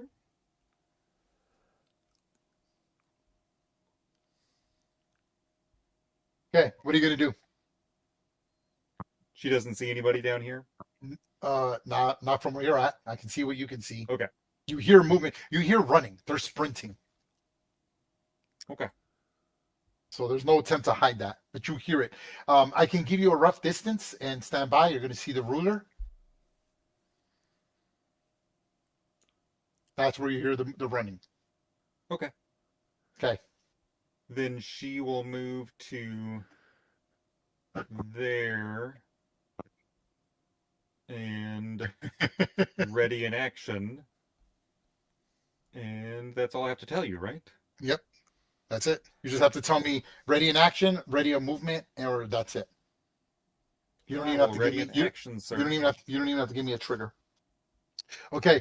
Hey, I just want to make sure it's already 10:30. Are we good? I know we're past the time. Are we good at least going to 11? If we go past 11, we're going to stop. Okay. So are we good at least to 11 p.m.? Yeah, I can do another 20 minutes. Okay. We'll do 20 minutes. I got Okay. another 20. Okay. Yeah, I'm good. Okay. Fastidious. Anything else? I'm Okay, in action. I'm You don't putting even know shit. I'm putting the ready marker on you. You'll see it. It looks like a little watch. Boom. Okay. Thank you, sir. Rulu Dvorak. Okay. Jesus. I don't know. I'm fucking so fucked. Okay. All right. What's he gonna do? He really can't do anything. He just kind of swears, and he's like, "What?" And you hear him jumping down his dais. He almost breaks his neck. He's like pissed off, and he's like, and he touches the bandit, and everyone's like, "Just shoot in that direction, sir! Shoot!" And he just like instinctively shoots. He will spend a bonus action because he's pissed off choking on fog blood to tip the tip of his bolt with poison, and then takes a shot at Gibbet. Here goes at disadvantage. Here goes. And misses pathetically with a 1. Ending his turn. Gibbet. Okay, great. I'm gonna move my moonbeam. It doesn't say it requires sight. No. Once it's out, you can move it in general directions. Yes, you can do that. Yeah, well, I'm gonna move the thing. I'll put it right about there, right in the middle of everything. How do I make that thing be? I got it. Give me 1 second. I gotta put it on the top layer. Hold on. Bring to front. There we go. Okay. I'm gonna get all 3 of them. Put that back there. Got it. Okay. Yep. So you can put it right there. Right there, like that. Yes. Yep. You got it. Yep. That, God damn, I hate that fucking spell. Okay, here goes for the bandit captain, which is Rolu. Here goes his what is it? Constitution? Con? 14 con. Yeah, click on the spell again because the damage changes every turn. So every turn. You are correct, sir. Yes. For future reference, I don't know how some things do it, but for me, it's the same damage for every creature until the new turn. So every creature that fails its saving throw or enters takes that much damage. You're not rolling for each individual person. Okay, it's an area effect spell, like a fireball. You're not rolling damage for each one. Okay, here goes. It is DC 14. This is the bandit captain, which is Rolu. That's some Makes good it. tasty Okay, damage. Thug 2 doesn't matter. He dies. He just can't handle. Oh no, he's not in the range. Bandit 6. Here goes. Makes it. Wow, 2 20s. And Bandit 5 doesn't make it. Okay, so you put Bandit 5 on death's door with 3 hit points. You just hear him screaming because I imagine the moonbeam is like Raiders of the Lost Ark when they open the Ark, like it's melting skin because it's this radiant celestial light. He's like, ah! And like you could just tell he's like melting. Bandit 6 takes half the damage, but it's enough to kill him and he dies. Rulu only takes 9 damage and he's injured by that attack. Okay, anything else, Gibbet? Yeah, I'm gonna move at this point. Okay. I'm tired of getting shot at, so I'm gonna squirt my way back through here, and I'm gonna look at Coltrane as I pass. And I noticed that shit-eating grin he's got on his face, and now I know why he has that shit-eating grin on his face. For doing shit like this. Okay. You cannot end your turn there. You have to push over 1 more square. Yep, right there. Okay, so you're like running past everyone. Bartleby, Coltrane, David. You're like, what the fuck? Okay, removing the blinded condition from you. Okay. Anything else, Gibbet? Yeah, you know what? I'm gonna move. I'm gonna have Charlotte take a move. Okay, go ahead. Let's see, where's she going? Where is it not working very well for me? It's not letting me move her. Oh, you might be trapped in the thing. Go ahead. There we go. Yeah, it was probably trapped in the corner. Yeah. I'm not sure what her movement is. Spider, right? Yep. 25. Like 10? It's 20 feet climbing, 20 feet speed. Okay, so right there is where she should be. Okay. And I just want to try to keep tabs on down here. Okay, got it. Down below. Okay, Bartleby. You're right at the edge. You can kind of see when you look behind you. You can see Coltrane, but anything ahead of you, it's just pitch black, dark fog cloud. Okay, so after what just happened, I'm asking you to let the dice adjudicate. I had physical contact with David, and I would like to have your insight as to whether I should do insight or perception. Just see. You said I touched and felt that he had been bloodied. So which would you prefer me to roll? And I want to roll it from there. Insight or perception? For to do what? What do you want to see if he's injured? To see how injured he is. Insight. I'll say that he was moving pretty well. You know he's injured. I wouldn't say he's bloodied. You don't have to roll. I would like to. I would actually like to. He was talking. There's no reason for you to believe that he was any more, like deathly injured. He's injured. for sure. But again, you don't know much about him. He seems tough.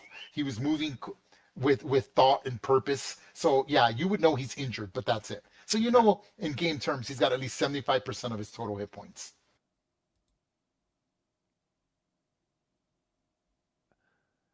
Okay, all right. Going semantical here. There is. I know that there's badness in the fog, correct? Yeah, I mean, you can hear bolts. Nothing but bolts are flying out. 3 bolts Okay. per turn. All right. So I'm going to guesstimate, and again, because you can see what I can see, I'm going to go and I'm going to say right here. Right here. Okay? Right here. I'm going to cast Fairy Fire. It doesn't say anything about C. It doesn't say anything about C. I don't know. Go ahead and click on the spell. I believe it does not. Fairy Fire is one of the few spells because it's meant to be cast in darkness. Yeah, it's cast. Yes, so objects in a 20-foot cube within range. Correct. Yeah, It's one so of the if few you- spells that you can cast in darkness because it's used by drow in darkness. So where do you want to cast it? Right where I'm fucking pinging, motherfucker. Okay, got it. Okay, Fairy Fire. Got it. Okay, here goes. Click on the thing for so I can see the DC and all that. Cast on VTT. There it is. Okay, for Bandit 5, Dexterity, here goes. Makes it. Here is for the Bandit Captain. Fails it. Nice. And for Thug 2. Fails it. Okay, so you're gonna see the fairy. You're gonna see the fairy fire marker. I actually have one. All right, and to appropriately play Bartleby, he fucking is so self-preservational and so wants to make sure that the tale is told that he fucking squeezes right through. Excuse me, not so excuse me. You're my cousin. Fuck you. and goes right to the mouth.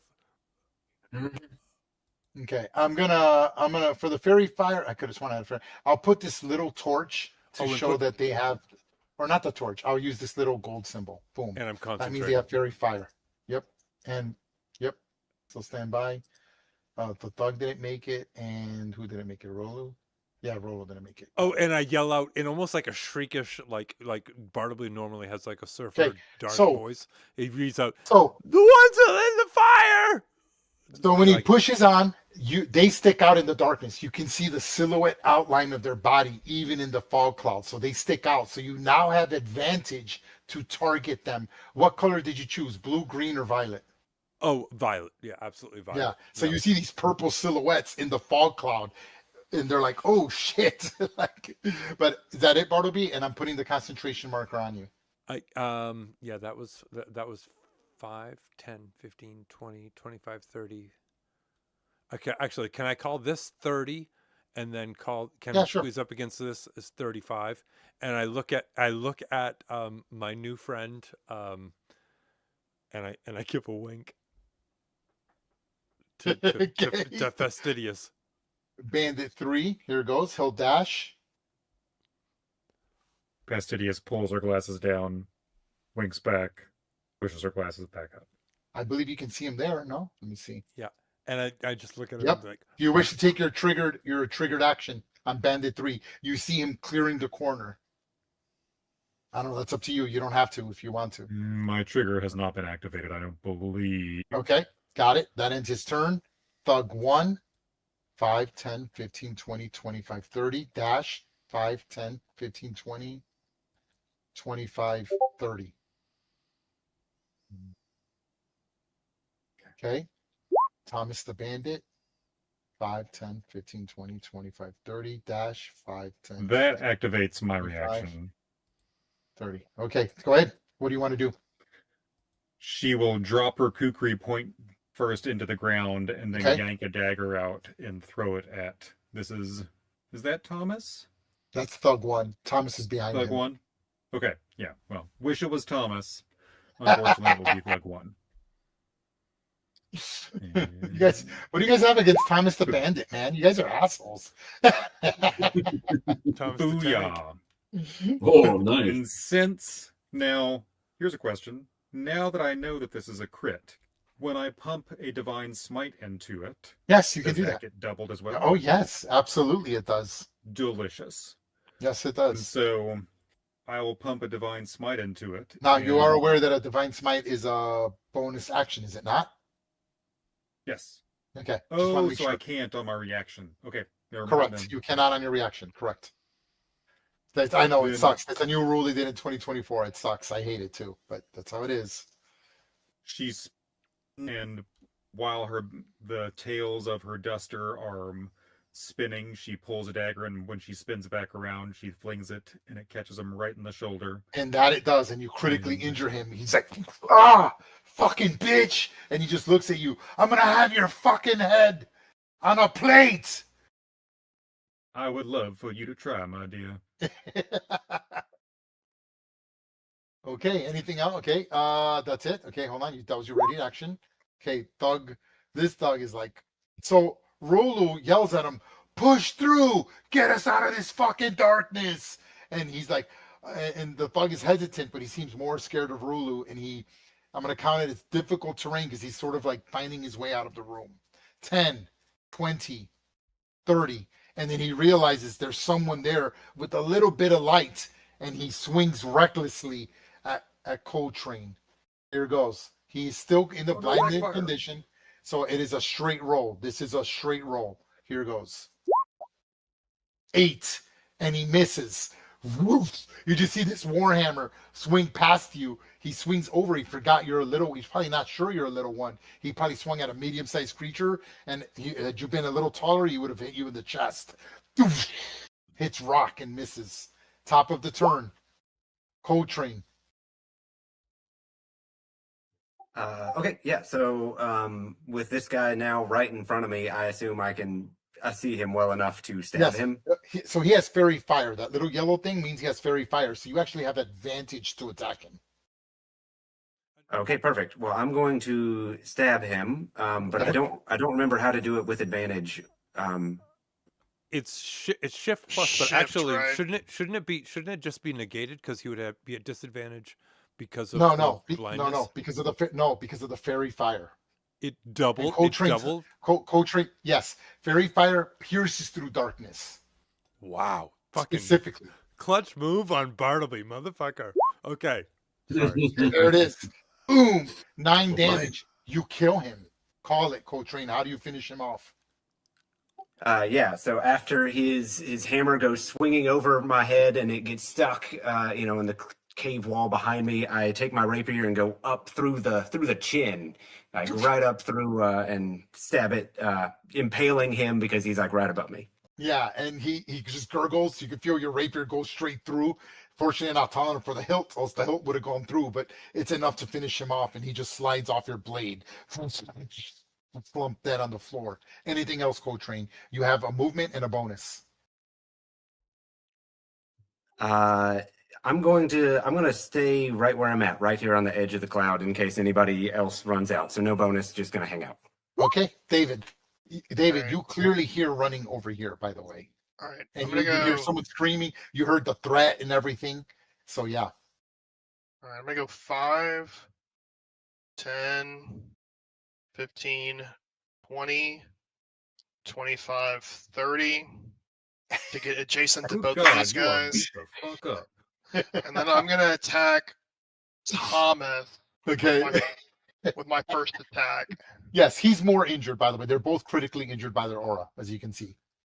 Go ahead, Alright. make your attack. Eat it, Thomas. And down he goes. Okay, I have the feature Hue. As a bonus action, I can make an additional attack immediately upon bringing either a critical attack or bringing something to 0 hit points. Yep, you Beautiful. certainly So can. I'm going to use a bonus action to immediately attack Thug 1. Go ahead. Smart move. I see what you're doing.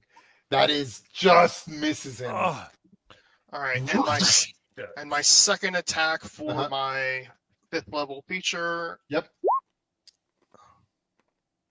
17. My goodness. very nice, very nice. So I'm going to do That's only 14 damage. 12 but plus 2. That's still enough to kill him. Yep. Only that's fine. Call it. All right, so yeah, I run down the hallway full speed, get adjacent to these two guys, Overhand swing, boom, takes his head off the first one. Carry the momentum through. Ooh, big whiffa, but then the down strike crushes the last guy. Yep, and down he goes. I mean, what else do you want the guy to do? You just see Yeah, blood I stains. Right? just keep visioning the scene from Holy Grail when John Cleese goes running through and just killing everybody. Yeah. Very nice. Very nice. It's just keep running through. Anything else, David? Yeah, that was 30 feet of movement. I'm going to use my last 10 feet of movement to move over here around the Gotta love corner to get break barbarians. line of sight. Okay, smart move. Okay, Bandit 5. Rolo again is giving commands. Go, go. And they know they're fucked in there. And because he can see, he's like, Rolo, I can see you. And he goes, I don't give a fuck. Go. And he's frightened, but he pushes forward. 10, 15, or 20, 30, and he dashes, ending his turn. Fastidious. Fastidious is astounded by the amount of violence that seems to have happened upon David's person, committed by David's person, and When I do, is just reaches down, pulls her kukri out of the ground, and then proceeds to stroll 5, 10, 15. My dude, that is horrendous. Good God, look at that man's head. Just you know, you can Jiminy see this bandit here. crickets. Yep. And I think that right there is my 30. Mhm. And I will proceed to ready in action. Okay, ready in action. What's the? You're just gonna ready in action. That's it. Okay, got it. I'm gonna put the marker on you. There it goes. Boom. Okay. Rolu goes next. He doesn't know what's going on, but he's gonna try to get out of there too. 10, 20, 30 dashes. Ending his turn. Gibbet. All right. Seeing David run past me in the fury that he was in, even with that, I realized he was pretty beat up. So I am going to follow him down Okay. that way. Let's see, there's 15. Oh, yeah, he's playing within range. 30 feet. And I'm going to hit him with a Cure Wounds. And say, Nice. Good God, sir. That's very impressive. And hit him for 15. That's a juicy one. Look at that. That's nice. So we do it good gnome style. I like barely noticed. I'm just seething, so pissed off. Yeah, I'm not getting too close. Like reach out and be like, Hopefully he doesn't spin around and try to hit me with that sword because I'm gonna get on his good side. Okay. Don Gibbet. That's gonna be all. Yes. Okay. Bartleby. So, In redemption. Oh, Bartleby I have to remove the blinded condition from you. I'm sorry. I thought I had moved it out. There we go. No, Boom. You're good. that's You can fine. see. In redemption, Bartleby just has to realize, or has to state that he realized that that David was not below half, so that's why he went forward and cast Fairy Fire. Looks around and he looks across over and sees this room is still on fire. Yeah. Looks and sort of nods his head like in like a you did that, motherfucker. And then shouts down this way and says, "Wait! Are we supposed to go further in?" And Spider move. Yeah, it's fine. It's fine. You can move, Charlotte. It's fine. oops. Yeah, thank you. Come on. Oh, did I just freeze up? No. Okay. So 10. No, No, that's yeah, if you fine. get too close to the wall, it'll lock you into the wall sometimes. 10, 15, 20, 25. Is this actually lit? Yeah. That's a lit sconce. Correct. So that's something that my lovely new friend Fastidious lit, or someone Did. else? No, it's something fastidious lit. It was Okay. just a torch sconce that wasn't lit, but he lit it. Okay. I'm Okay. So staying from right there, I'm gonna describe what you see over here. Okay. All right. I'm staying right there. Okay. Hold on. Where's my notes? Yeah, right there. Okay. As you reach around the three-way intersection, you see in the distance to your far left, you see a large, roughly circular chamber. It clearly features a 20-foot wide hole on the floor. You're not sure how deep it is from where you are, but you can't help but think that something is breathing down there. All right. Okay, I let me also describe this room because you can see this room clearly as well. This large chamber features a T intersection of rails. One of the rails crosses over a large opening on the ground, barely keeping itself erect. The rail system appears to be sound and functional, but there appears to be no visible signs of wear beyond the gaping hole. While the rail is structurally sound from your looks, a minecart should have no trouble crossing, but you do notice that there's some ambient glowing in the distance. So imagine like something.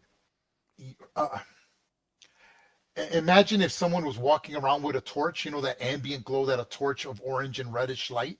You can barely see it off in the distance, coming from this side over here, and it's edging itself forward, also from this side, right out of your vision, and over here. But you can sort of see the shimmering of something flickering in the distance, and it's low to the ground. All right. I think that Bartleby's going to hedge his bets, and hold on, let me just check real quick. Chop chop, bali bali, let's go. Okay. All right. Into the darkness, into the fucking complete total darkness. I'm going to pluck the strings on my bow, and do Starry Wisp off to the edge over here, wherever this is right here, to give a 10-foot illumination. I don't where you didn't show me where at. Right there. Oh, okay. So just so if it hits, it crashes up against the wall. Yeah. So hey, if you want to bring anyone's attention, simply hold in the mouse, and I believe if you it will only ping it if once. If you hit shift while doing that, it'll drag the map there. Go ahead and do it. Oh, okay. Yeah. Pretty cool. So okay. that's where I aim Starry Wisp. Okay. To hedge so my you bet shoot so this, that you shoot this Starry Wisp, and you can see that there are ladders. There's a ladder that goes down that's like rusted and not maintained very well there, and another one here. And other than that, it just echoes clearly. It's a deep hole. Okay, can but you put nothing else happens? I'm a little bitch. Can you put 10-foot low light? Yeah, I'm gonna put the Ember of Light for you. Stand by. All right, cool.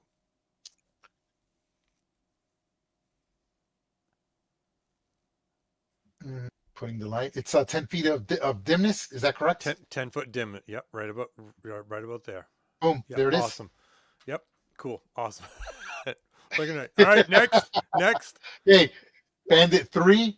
He sees what's going on, and he sees Fastidious. He sees all of you. He sees that you're just fucking wasting dudes, and it's almost like Inigo Montoya, right? When Inigo Montoya is like, "Hello, you killed my father." Remember how the guy he stops and he just runs right out of the mine. He's like, "Fuck this!" You see him taking off this direction, and he just runs like a bat out of hell. Okay, here we're going to stop. So this is the top of the turn. Okay. We're going to stop here. We're not going to go anywhere. This is where we will continue the next session. Right on. Okay. Let me give you experience for the encounter, folks. Stand by. Does anybody have a implement to write down or to log? I keep notes. Okay, cool. I mean, we can refer back to the video. Somebody does. Yeah, okay. I was going to say, we can refer back to the video, but... So you defeated a total of how many bandits? I gotta hold on. I gotta track them all here. 1, 2, 3, 4, including the one who ran away. Six bandits. Each of the bandits were worth 50 experience points. There were 6 bandits. Each of them worth 50. You haven't defeated all the thugs, but you've defeated 2 thugs. The thugs were worth 100 each. Okay, I think whether it was by accident or not, I'll give you 50 experience points for catching that room on fire. So get 50 experience points for that. Thank and you. I thought the way David ran in and the way you guys casted the fog cloud, I think that really saved the day. It really did. So I'll give 50 experience points for that as well. Oh, awesome. Sweet. Add that all Sweet. up and divide it evenly amongst each other and round it up to the nearest 100. I have 600. Yeah, had those guys not started running out, I was going to move the moonbeam to that hallway and just All right. sit it there. I got 600 divide by 5, So 120. 120 apiece. Nice. There you go. I'll take it. Considering you guys just started in, no one decided to talk or negotiate. I just saw combat. I'm like, okay. I had. Oh wait, hold on. New guys, speak up. Did you guys have at least any fun? I always have fun. Yeah, this is great. This is fun. The map looks great. Like you should see the map. Like if you scroll out and you see the whole map. If I opened up the map, it would look cool, but I can't because you guys aren't done exploring it. But it looks cool. Like when I look at the map, it looks cool. The way you guys are all scattered, the fog cloud. Just zoom out, you could see. Like you can't see everything because of the lighting. But I don't have lighting. Can you So pull us I back can see onto the map? Yeah. I see. I see all of it. Like look, let me show you. Hold on, where are you guys at?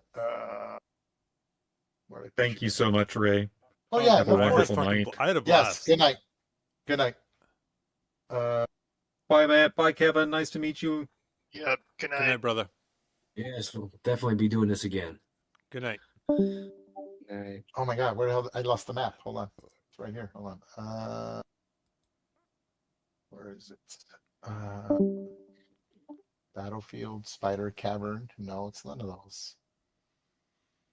Is it going to retain the turn order when we? Oh pick yes, up? it retains everything. Yeah. Okay.